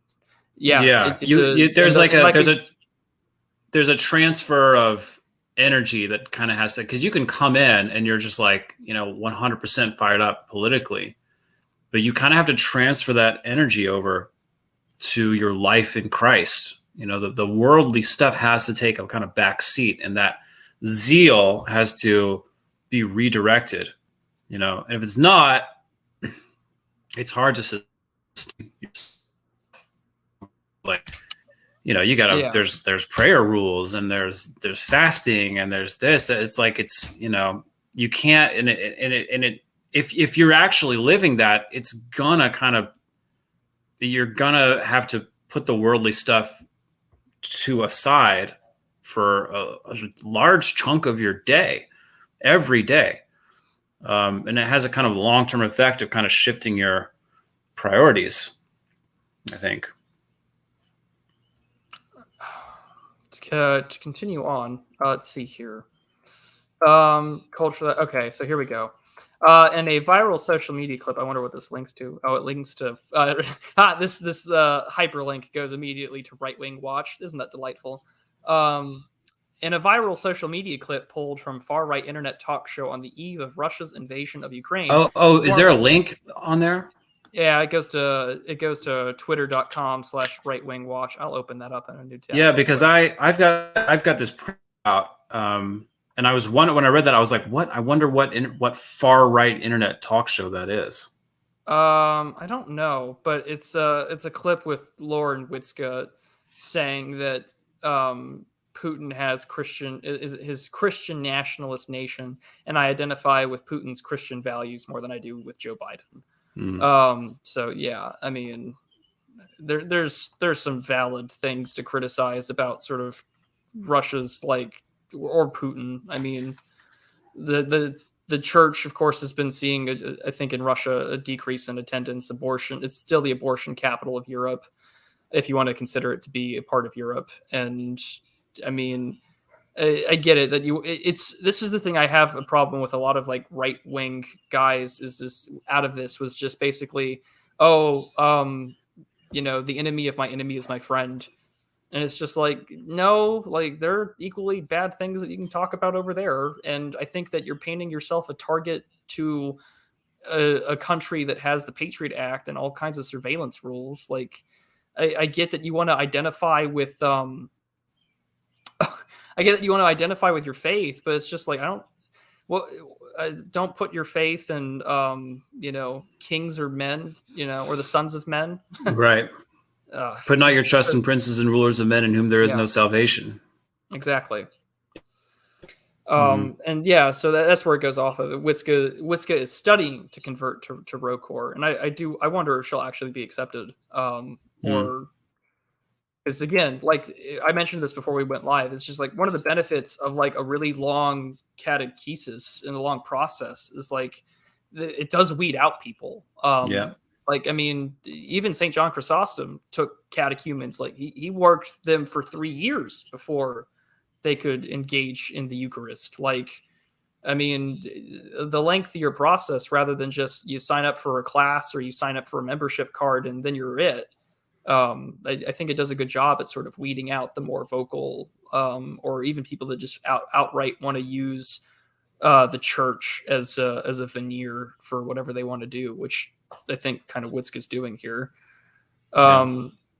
But Sarkeesian goes on and says that Witzka's view typifies those far-right converts to ROCOR who have been receptive to Kremlin propaganda. And again, this is where we get into the modern-day politics of Kremlin propaganda portraying Putin as a pious defender of orthodoxy and traditional values. He said Putin also represents to them an appealing style of authoritarian leadership that challenges the pluralism and liberal democracy in the United States. And I mean, this is... we don't live in a liberal democracy. I live in a laundered oligarchy that has been hollowed out the country from the heartland to the coasts. And I mean, the Rust Belt's the Rust Belt. I have pharmaceutical companies laughing about addicted Americans, calling them pillbillies. I mean, there was over 100,000 overdose deaths last year, the highest on record. It's just, what am I supposed to say that Like we're anti-democratic or we're anti-liberal democracy. I can't even say that I'm against those things because I don't live under that. I live under something worse. And you see Caven in a place that, believes in something that isn't just, get excited for next product and be happy that there's a new food truck on the next corner. Yeah. I mean, this thing about, that we're receptive to Kremlin propaganda portraying Putin as a pious defender of orthodoxy and traditional values. Now, I know Putin's a mixed bag, but you can't say that Putin is not doing a much better job at defending traditional values than anything going on in this country or in European countries. Like there is, I mean, like the policies rolling out in Putin's administration, whatever. I mean, come on, like what? Yeah, it is appealing. Like there is something appealing about what Putin's doing because, at least publicly, he will defend traditional marriage. At least in policy, he's rolling out really steep penalties for pedophiles. He's doing basic things completely impossible to even talk about doing politically in this country. So of course, like there is going to be some appeal for traditionalists. Well, yeah, I mean, this is the same thing we saw that came out against Hungary, and it's come out against Poland. And I mean, those aren't particularly Orthodox countries either. But they're resisting sort of the tendrils of modernity. Heaven forbid. This is the same sort of stuff that we've gotten for the last 5.5 years now about Russia. Yeah. Not to say that there aren't valid things to criticize. And I'm not going to say that he's this pious defender of orthodoxy either. I mean, he's a mixed bag to say the least. And it's funny because you don't hear a lot of no one in my parish except one guy who's in his 60s talking about things that he saw on InfoWars after liturgy, when we're having coffee or whatever. He's the only one who I know who's adamantly pro, who buys into this. But everyone else just has a much more, I think, nuanced and well-read take based upon history, based upon geography, what the literature has been saying, both in fiction and zeitgeist. I mean, my priest knows, I believe he knows Latin, English, Russian, and Greek. He's a polymath, and I'm very glad he's my priest. And it's just this is what they're saying over in Russia, over this issue. I mean, there are already critiques inside the left and right in the political sphere that there are some people that are saying that the church is God has left the church because of the war. There are priests criticizing the American churches for saying there's too much cultural Marxism in the American Orthodox churches. So I mean, it's everywhere all at once in terms of its politics, I think, there. Yeah. And then it goes off about they're anti-democratic by nature. They talk about Nick Fuentes, which, I don't know how much about the drama about Nick Fuentes right now, but needless to say, what has come out doesn't make it sound like he's a very traditionalist Catholic. There's a lot of people that have defected and the Young Turks covered it. It's kind of funny. If anything that's happened since the beginning of Lent, I have no idea what's going on. I totally dropped out during Lent, and I haven't really gotten back because it's been so refreshing to not be keeping up with everything. So I really don't know. I'll have to find out what's going on with Nick Fuentes. Maybe you can catch me up later. Just basically that his organization had people basically sort of come out and say here's all the nasty things that have happened. And there's been some streams that have covered off, but you're better off not knowing. Okay. I always kind of assumed that's kind of the case, it's just he always seems a little easy, but I don't know. Yeah, I think next year for Lent, I'm going to go the full way and not be on Twitter or anything for the 40 days. I gave up alongside the fasting, but I also gave up fast food and chocolates and things like that. So, I mean, I was just like, yeah, the easing my way into it, because the things like alcohol or smoking I can't do because of the transplant. So I was like, I got to find something that is really my vice. So I think Twitter for sure next year. But going on Witzka again. Well, he says when he says here they are anti-democratic by nature. I'm like, well, I mean, maybe so. I mean, like, I don't. There's nothing in the gospel about democracy. Like, there's nothing. I mean, America is kind of like this kind of weird like Freemason project. Like the whole like construction world we live in comes out of non-Orthodox worldviews. And so like, yeah, like you said, like we worship the King of Kings. Like there is a natural monarchical sentiment with us. Like why wouldn't it be? There's always this it's this assumption that we've got the truth now. It's democracy, women's rights, it's freedom of speech, it's sexual liberation, it's all these things. Like there's just this assumed thing that the paradigm we're in is finally the truth. We've got it all figured out, and we just can't understand why these crazy people want to, have an interest in monarchy. It's crazy. They're just crazy. I loved this comment where it's from this gentleman named Patrick Bateman, but the name is in reverse. But he says, it's not called the Democratic People's Republic of Heaven now, is it? Yeah. Exactly. That's good. Yeah. I'm going to tweet that later. I'll credit you, but that was great. I love that they say Nicholas Fuentes and his America Firsters. What? Does this not remind you of like the Know Nothings or all of that sort of like progressive era shambles about Americans be wary of foreign influence? Just it's like it's the same playbook as it's been for like 150 years. But so it goes off on Witzka again, saying that she was a part of America First, that she was a part of that certain letter of the alphabet that's gotten a lot of people in trouble. Yeah. And the media ecosystem has participated with a network of American converts to ROCOR that produce podcasts and live video chats online, presents a highly politicized interpretation of Orthodoxy to the world that many believe offers a distorted view of the church. Now, I don't watch any of her stuff. If they do, that may be the case. I don't follow Lauren or that side of things. Yeah. Again, they kind of says a network of American converts to ROCOR who produce podcasts and live video chats online. Like, who is she talking about? What? I kind of wish she'd like name some people. Like, who is it that's presenting this highly politicized interpretation of Orthodoxy to the world? Who's she talking about? Yeah, legitimately, I'm just not sure. Like, what?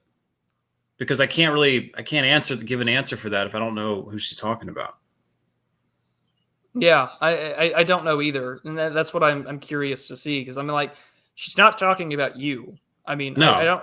I don't think Jay Dyer's ever interacted with like Lauren Witzke either. Like, he's got his own thing, I think, with Ancient Faith, and it's just like I don't think he's, they don't name anybody. It's always so it's also in. I thought about Dyer because she says, like, right after that, she says, this is how people are finding Orthodoxy now. They're finding Orthodoxy through these YouTube shows. A lot of people come in from Dyer, and a lot of people come in from Jonathan Pageau. Jonathan Pageau is not political. He's definitely not like a right winger, No. Pageau talks to like the IDW crowd. Yeah. When you talk to people that found their way through Orthodoxy, like I know two guys that have found it in my parish through Pageau. Mm-hmm. And these people talk about Pageau and like Jordan Peterson and Rod Dreher.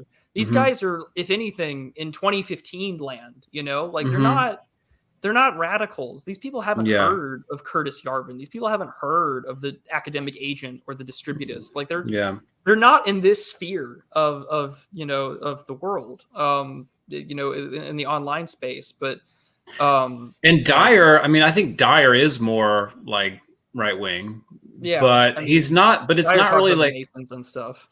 But it's not like explicit in his comment. Like, it's not like he's like vocally going off about immigration or like Trumpy political politics that this article seems to be concerned about. You know, I mean, he makes videos about like the satanic imagery in like Hollywood movies. Mhm. You know, he did a whole thing about like Eyes Wide Shut and stuff. Like, yeah, I mean, I know he did that stream with Academic Agent a while back, but I mean, Mhm. even then, like he's more of it's a debate show really for his call-ins and whatnot. You know, yeah, I know he's got a Discord server and everything, but he's not my cup of tea. Like I didn't find Orthodoxy through him, you know, yeah. like it's why I always find the online space about the faith so interesting. Cause it's just like, I didn't find it that way. I mean, I'll listen to stuff that like Father Josiah Trenum puts out, cause I think he does great stuff. I like Father Spirit and Bailey, but I mean, like, I don't really Mhm. listen to any online ortho bro podcast deal. I mean, just you know, I don't. Yeah. I find that interesting because for me, I'm sure a lot of people do find it that way. A majority of converts probably do, but I guess it's weird for me is maybe this exception because it's just like, well, I found it because I had kidney failure and like I wanted to get right with God in case the worst Yeah. happened. And you know, I just found churches and I was in the hospital one time. I talked to a subdeacon from like a Greek, you know, parish, and because he was also in the hospital, and you know, like Yeah. and this so I finally like got the nerve to go, you know, and here I am. Like it's not I don't have a very exciting story where it's like, oh yeah, I heard like the based and right wing Jay Dyer tell me like that, yeah, like everyone else sucks, like come here. I didn't get that. Yeah. So when they're talking about these YouTube shows or these podcasts and blogs, like I know that they exist. It's just they're foreign and to me. that is a thing. Like they do that. A lot of people come in, especially younger guys, like come in because of Dyer and stuff. But like I said, like they don't. If that's all they're about, those people don't stick around. You know, like Yeah. that brings people in, but then the church starts to like work on people, and you know, there's like a shifting of priorities. And that's like again, like she says, you know, they're being radicalized by these on the internet. It's really dangerous. Well, first of all, no, they're not being radicalized by Jay Dyer. They're being radicalized by like gay pride parades and you know like on-demand abortion laws, like all this crazy stuff. Like that's what's radicalizing people. It's like just the extreme nonstop assault from like degraded, decadent, degenerate culture. But also, again, like I was saying, like I think that from what I've observed, when people come into the church, they're actually kind of like de-radicalized a little bit. I mean, just politically, they're radicalized for Christ. You know, that energy is like turned towards something more real and more nourishing, and then the politics kind of have to take a back seat. And what I see, because it's like there's a pretty 50-50 mix, I think, of like millennial younger men, really men under 30, like my age, and then like middle and the more successful in the family type stuff kind of deal that have kids and whatnot.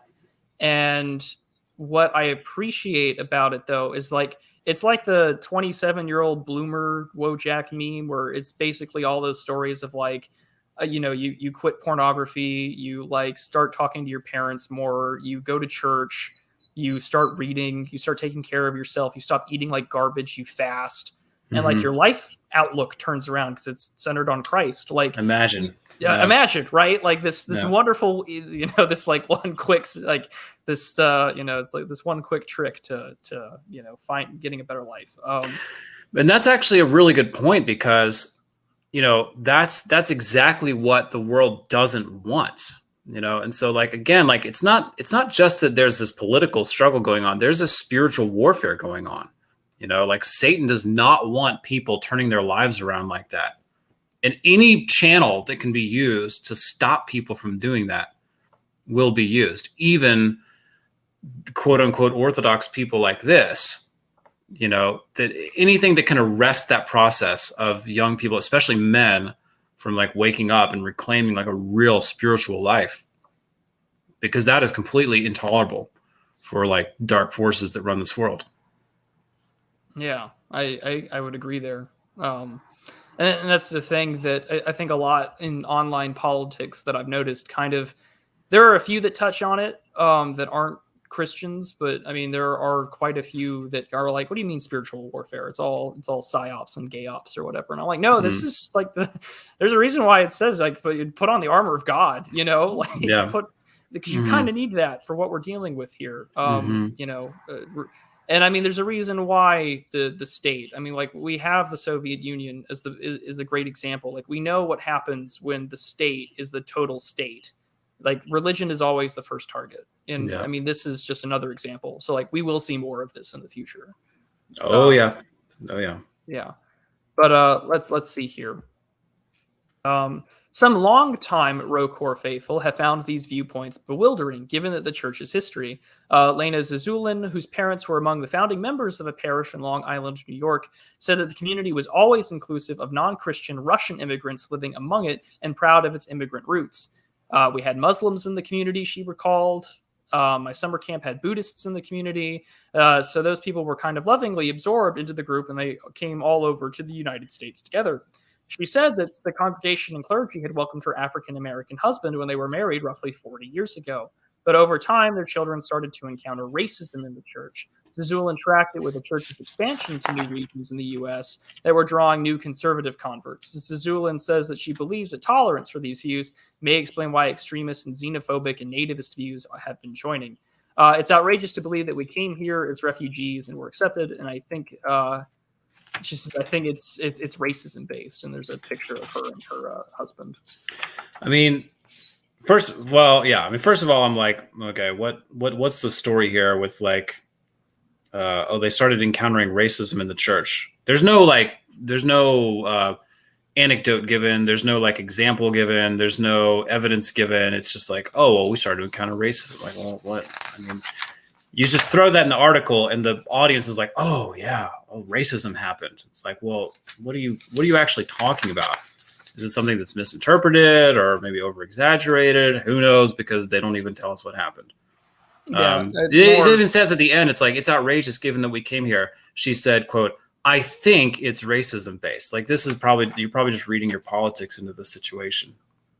Well, or that's at least possible. I think that's sort of the case here is that, she may have had one bad, like, again, we don't get any context. It's just, we have to get the Pavlovian bell to go off. And it's just like, oh, racism, So that's the frustrating thing. But now we're on to the war. And I think there's kind of a sneaky thing going on here where they're talking about how we had Muslims in the community, she recalled. My summer camp had Buddhists in the community. So these people kind of lovingly absorbed into the group because they all came over to the U.S. together. Okay. Like from Russia. It's like, are you talking about like in church had Muslims and Buddhists? Like, I doubt that. You're like, what are you talking about? Just in like the neighborhood? Like, what are we talking about here? Because I think they're kind of blurring this thing and kind of throwing this in there where you almost kind of get the idea there's this like ecumenism thing happening in here where it's like, this is almost like a little preview for like, oh, we can blend all these religious groups together and that's a good thing. And it's just kind of one minor little paragraph in this thing before it moves on. But I will just point it out to just remind everybody that world satanic religion is on its way. So, watch out for that. Anyways. Yeah. Now on to of course, the war. So we gotta get that in. Mm-hmm. To read. Here we go. In general, those who have raised concern about racism and extremist participation within the church say that the issue has been largely left to parish priests to address or not to address. NPR reached out to the Holy Trinity Orthodox Seminary near Jordanville, New York, home of the Jordanville Prayer Book, mind you, Rokor's Theological Training Institution, for comment on a number of questions, including how clergy are advised to handle the airing of anti-Semitic or nativist views by parishioners. I wonder how they would feel about reading some of the things Chrysostom had said, but representatives declined to answer questions. Well, good for them. Good for them. Don't give these people any more oxygen. Although we're no kidding. Right? We're just a little guilty there. Yeah. Most recently, Russia's war in Ukraine has prompted painful reflection among some of the faithful. The head of the Russian Orthodox Church, Patriarch Kirill of Moscow, gave religious cover to the war. He claimed that the invasion of Ukraine is necessary to protect Orthodox Ukrainians from Western influence, namely gay pride parades. Zazulin left her longtime ROCOR community and started attending an Orthodox Church in America parish because her priest would not condemn the invasion. Somebody just said we should stand and pray for both sides. Well, were the Brits supposed to pray for Hitler and Churchill at the same time? There it is. There's the Hitler. There you go. This article would not be complete if they didn't mention Hitler. We got your bingo here, people. Fill out bingo sheets. If anything, said Sarkeesian, the war has exposed just how Putin has used the Russian Orthodox Church to further his country's influence. There's definitely an arm of soft diplomacy, and ROCOR is a really important part of that. Sarkeesian said Putin is really interested in the church for its purposes, amplifying a particular aspect of Russian history, politically, religiously, and culturally. And then more story. That's the end of the article. So when he says he claimed that the invasion of Ukraine is necessary to protect Orthodox Ukrainians from Western influence, namely gay pride parades. And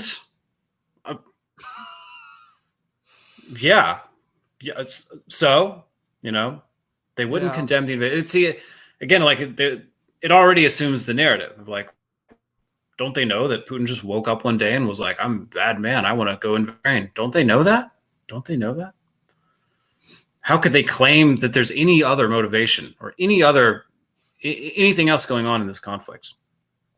I mean, and again, it's just like, are Brits supposed to, or were Brits supposed to pray for Churchill and Hitler?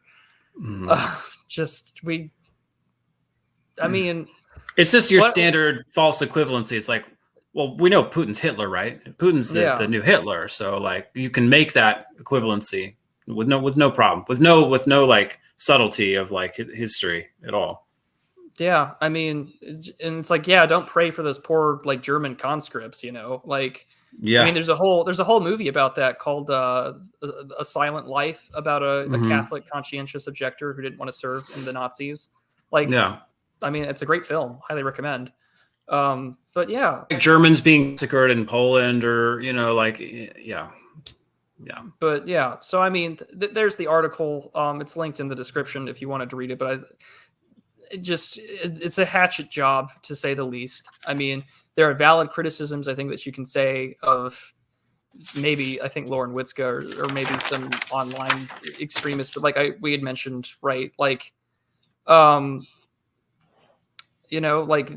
catechesis process kind of weeds people out. I mean, even within my parish, there's a person who kind of has taken me under his wing to get to know me and to understand where I come from, my views on the world and things like that. And, we're different in those things, but I mean, they kind of help you understand what you're doing here, why you're here at the church, and why you're here to find tradition and to find the truth. And yet, and I think that's a good thing. I mean, it's a hatchet job. It's a hit piece. I mean, we've seen this with the Catholics getting protested at Mass. We saw this now with the evangelical hit piece in the Atlantic. It's just, here's an example of a religious war being waged against Christianity, and most importantly, the church.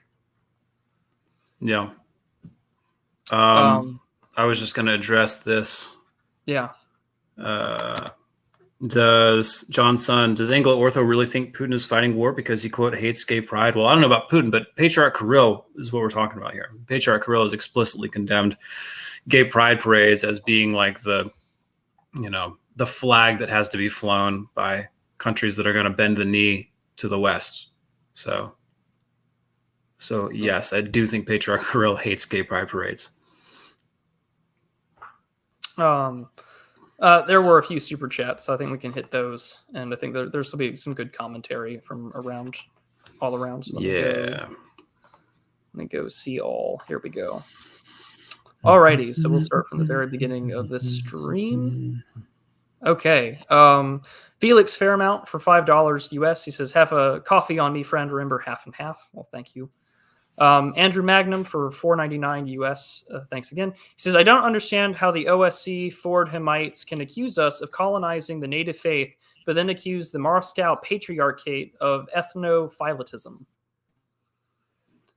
PH. Wait, can you put that up? Can you put that up so I can read it? I wish I could. I'm on the sorry. studio. Can you say that again? I wasn't. Yeah, he says, focused. I don't understand how the Orthodox studies thing from the Fordhamites, the people at Fordham University, can accuse Americans of colonizing a native immigrant, a native faith from immigrants, but then accuse the Moscow Patriarchate of ethnophylatism.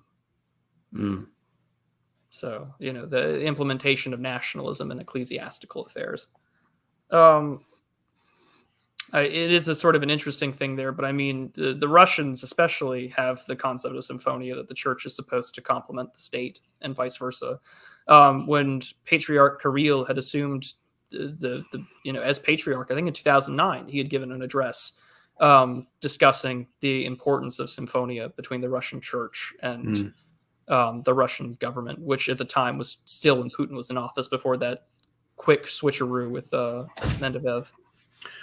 And I will just say, maybe we talked about this at the beginning of the stream, but this whole thing about like colonizing Orthodoxy, Americans are colonizing this, this foreign culture or something. It's like Orthodoxy is supposed to take on like a national expression where it thrives, where it flourishes. Like this is why like the Russian Orthodox Church, the Russian Orthodox liturgy is different than the Greek Orthodox Church, the Greek Orthodox liturgy. Like you're supposed to take on kind of a national expression, so like, does she not know that? Like it's not supposed to just be forever exactly like Russian, if it's going to take root here and flourish as an American phenomenon, it's going to take on more American characteristics, but and that's how it's supposed to be.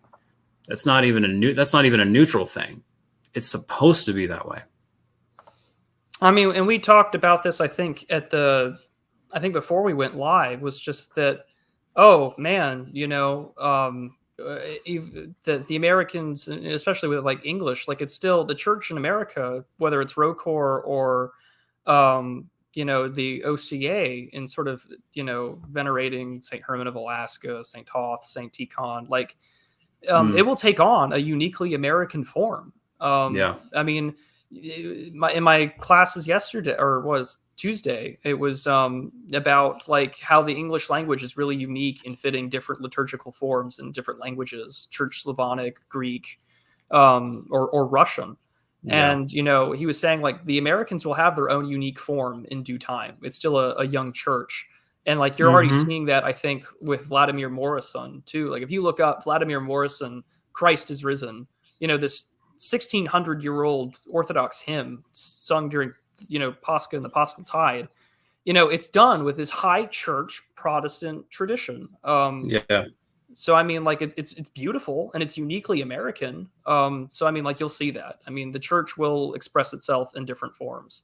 I mean, Pascha is still Pascha, and you're still going to hear the exact same things, but it will be expressed differently. Right, and that whole dialectic is like over. Like it's not like, oh, either the church has to be exactly this one thing since the beginning, for 2,000 years, or it's like whatever people want to make of it, like a lot of Protestant denominations do, and just kind of you just come up with your thing, whatever. It's kind of like it's not this either or thing. It's both of these things are happening. The church is this coherent, living, breathing, not human institution, like a divine / human institution that is one thing coherent over time.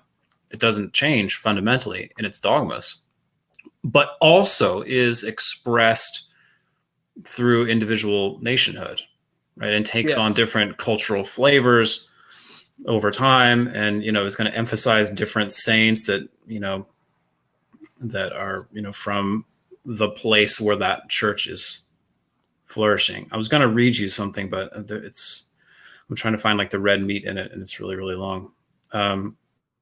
This is something that our reader Aaron is in the chat sent me earlier. Being universal by nature, the church is at the same time one organism, one body. She is the community of the children of God. The unity of these new people is secured by ethnic, cultural, or linguistic community, but by common faith in Christ and baptism. So that's the idea that the church is one thing, and it's not ultimately conditioned by nationhood or ethnicity.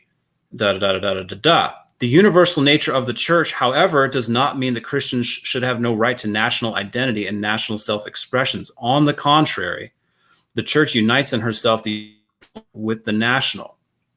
Orthodoxy is all about overcoming dialectics, right? Thus, the Orthodox Church, though universal, consists of many autocephalous national churches. Orthodox Christians, aware of being citizens of the heavenly homeland, should not forget about their earthly homeland. The Lord Jesus Christ himself, the divine founder of the church, had no shelter on earth and pointed that the teaching he brought was not local or national in nature. Nevertheless, he identified himself with the people to whom he belonged by birth. The cultural distinctions of particular nations are expressed in the liturgical and other church art, especially in the peculiarities of Christian order of life. All this creates national Christian cultures. So there you go. Oh, Aaron, if you are still watching, that was really nice. I'll share this with you. Maybe we'll put it in the show notes. This is like the full guide to church, how the church relates to politics, how the church relates to war, et cetera, et cetera, et cetera. The basis of the social concept of the Russian Orthodox Church. So that it'd probably be better for the audience to read that than to hear me sounding off about it. Okay. I'll put it there. All right. But to continue on, Charbonneau for $4.99 US. There are purely political issues, and then there are other issues, i.e., abortion, which are the proper purview of the church and have become politicized. I mean, the church is going to respond to deeply political issues that are an affront to Christ's teachings and what the church teaches. You're not going to see like the ROCOR or the American Church, the OCA, give you a pro-choice, pro-baby murder position. It's just not going to happen. I mean, if you want to see like really where the American Orthodox Church stands, like go to the OCA's website and go read, Metropolitan Tikhon's like letter on the Feast of Annunciation, and you will get the most full-throated defense of the, pro-life, pro-family position. There are like political issues that I think, you can talk about, like the county commissioner and like the roads. But I mean, then there's like the death of millions of children. I'm sorry, or there's grooming in schools. I mean, and this is the thing about like a national expression and sort of the church is that something that like Father Josiah Trenham had said. It's just like in America, like the priests and reverends and pastors. Have they been silenced? Sorry, you cut out there. I don't know if that was me or you. I think it was you, but it was just basically that like the American tradition has always had, religious figures play a role in it, and it's until very recently that they've been silenced. But to continue on, Alabama Wakanda, it's a nice name for £5 British. Thank you so much, and sterling. Do you face cultural barriers in your church? My local Orthodox churches are essentially Greek Cypriot community hubs, and they're very familial. So it's, I guess, a question for both of us. The first Orthodox church I ever went to was a Greek Orthodox church. That was back in like 2017 or 2018.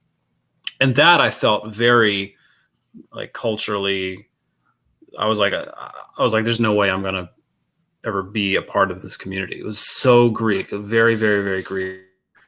And I definitely felt like, that's not happening. I mean,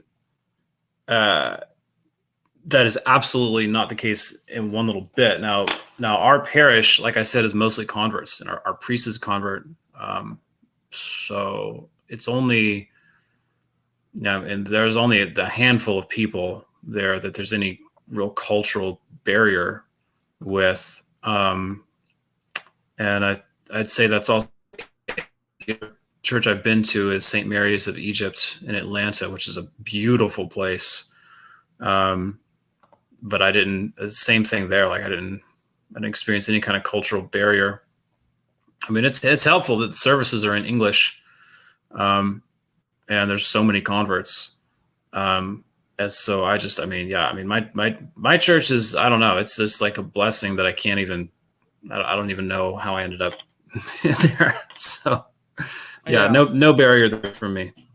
Like I mentioned already in stream, there's a little bit of the Russian and Greek old families that kind of helped start the church when it started. But I mean, it's mainly converts now. But I mean, we're also really lucky that like the stock of like the founding members of the church that are still with us are so incredibly welcoming. Like they will take the time to walk over to you and welcome you and tell you everything about the church, your parish, and like the parish history.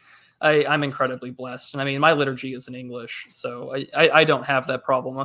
I know that there's a Greek church not too far down the road, I think an hour or so away, that's a little more gate kept, I guess, on familial grounds. But I mean, again, you can't just show up once, right? Like if you're gonna, it takes time to get welcomed in. To move on. Fokron, a very good friend of mine who's a member of the Greek church. I wanted him to come on, but the time difference. He's on the West Coast, but he's a very dear friend of mine. He says for $5 US, he says, Orthodoxy will continue to draw attention to itself because it represents the opposite first principles from those of the regime, which I think is very poignantly true. Yeah. I mean, a great thing I would recommend for like people who are like, into politics and history, like nerds like us, is Father Seraphim Rose's Orthodoxy survival course. I wouldn't necessarily recommend that to someone who's like just inquiring into Orthodoxy, and like trying to step into like the spiritual aspect of it. I would say those people probably need to like go to church. But to dig into like, like what that speaks to, Father Seraphim Rose's Orthodoxy survival course is a deep dive into the first principles that have informed Western civilization for the last 1,000 years, like from the schism to now, and how this is all led up to this like evil satanic system that we're seeing like springing up, and that we're all like facing this like techno-fascist horror state.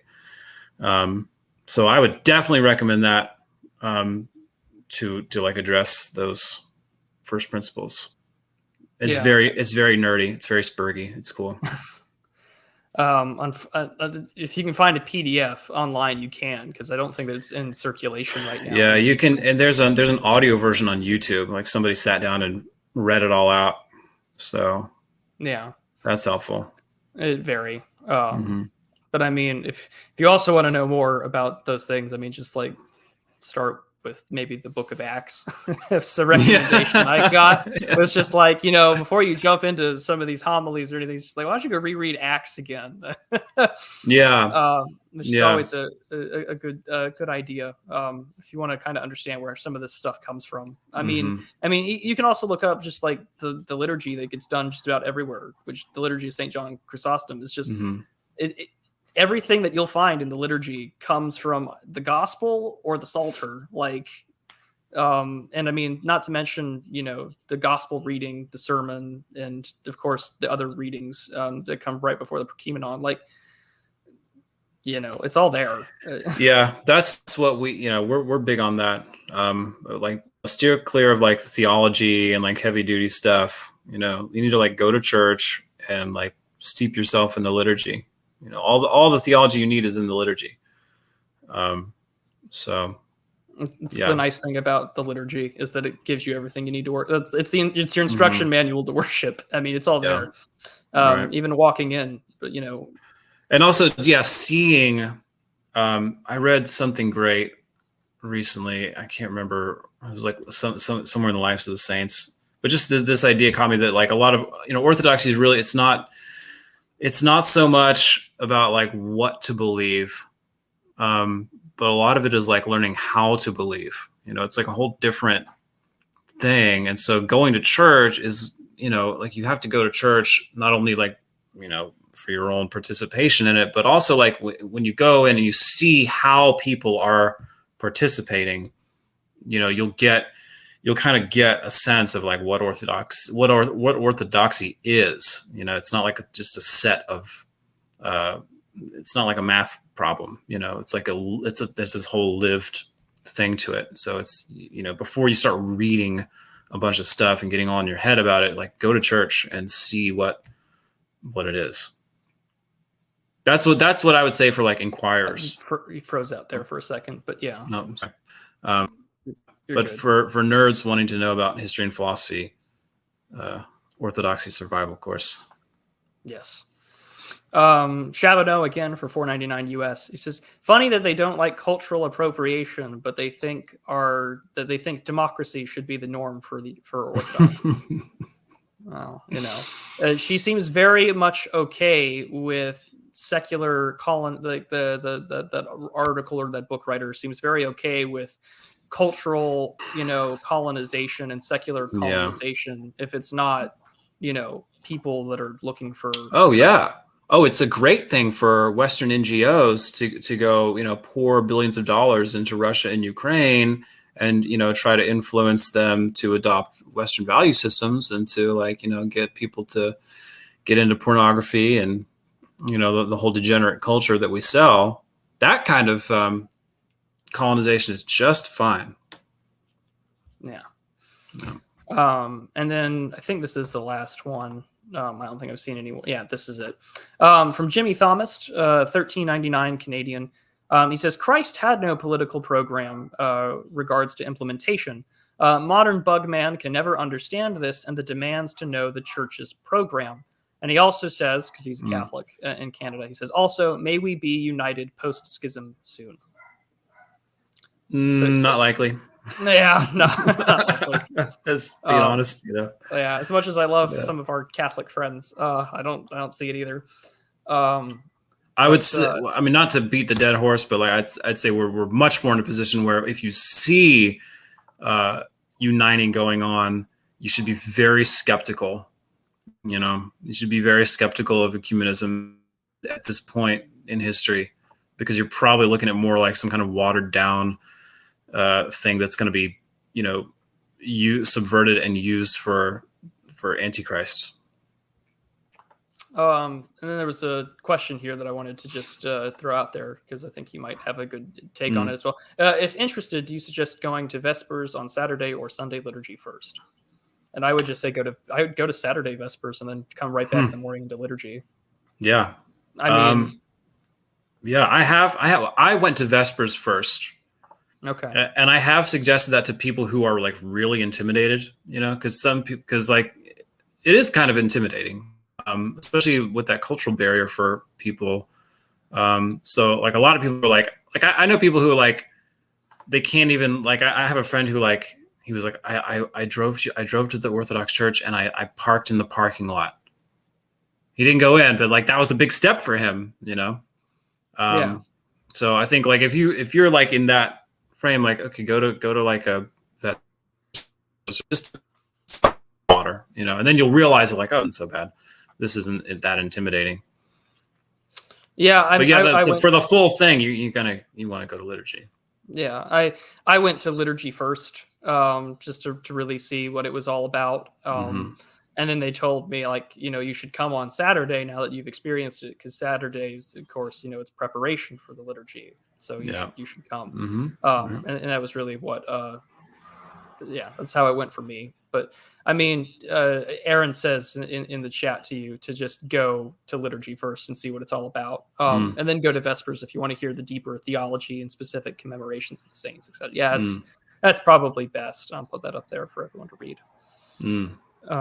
But yeah, I mean, that's definitely the issue that I've got going with.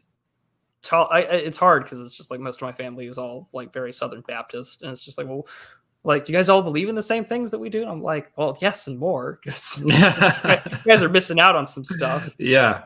But, Yep. It's like, wait till you hear about the Psalter.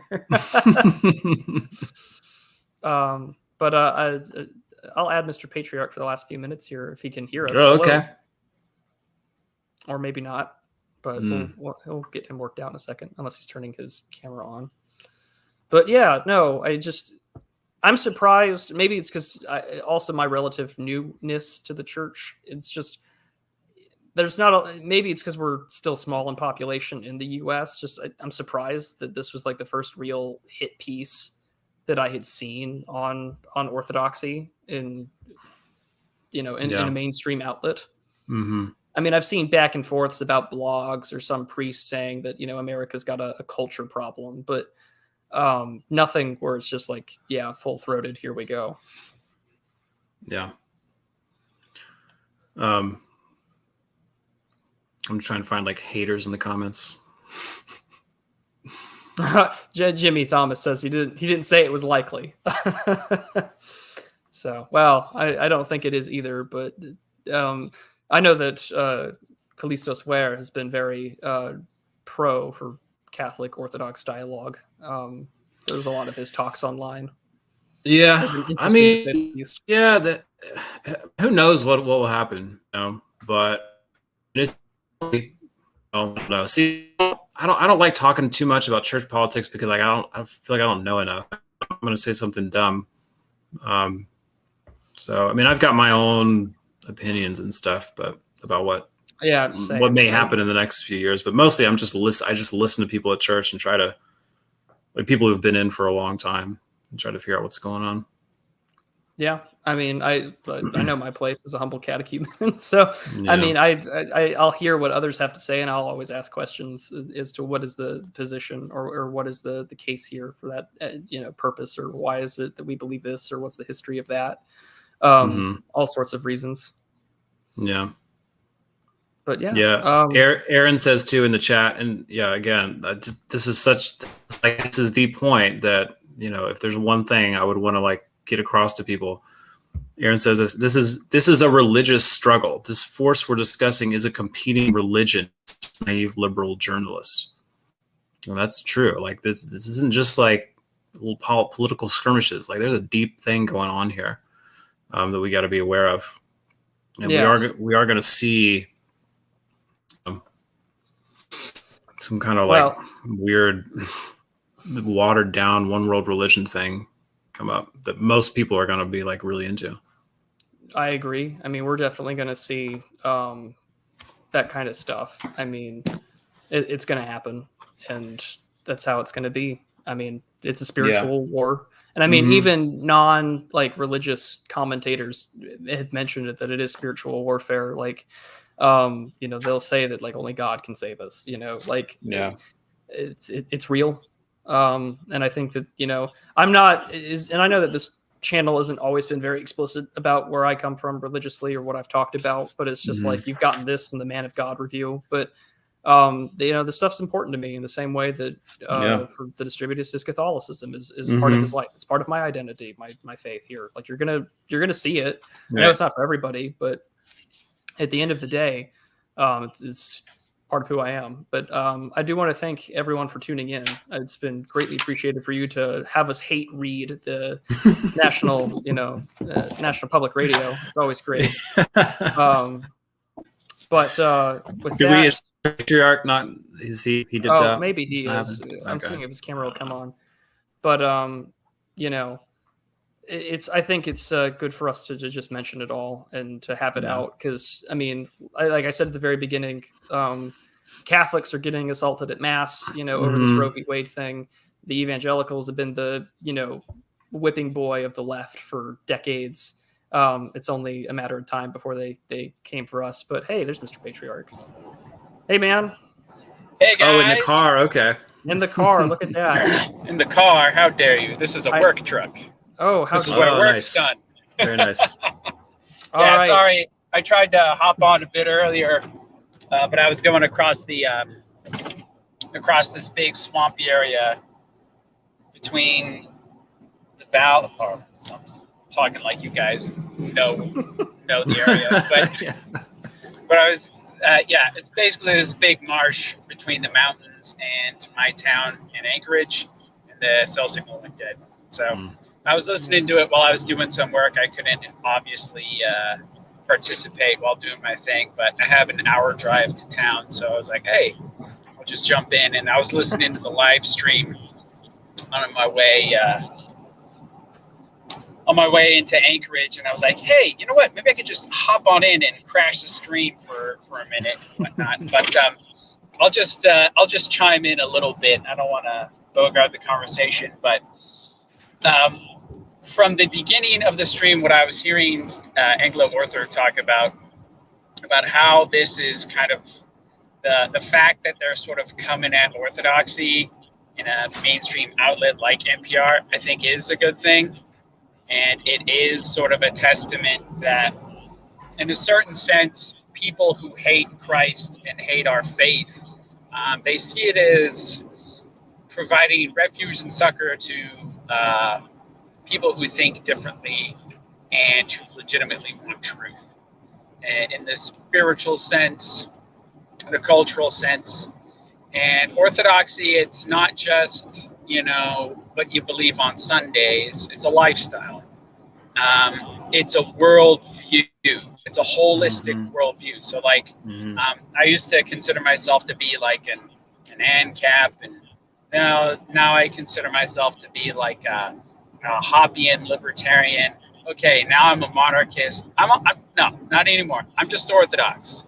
I'm Orthodox. My worldview is Orthodox. My politics are Orthodox. My lifestyle is Orthodox. And hopefully that's something we're going to see carry on forward into the future. Now, of course, the Orthodox worldview is hostile to modernity as it exists.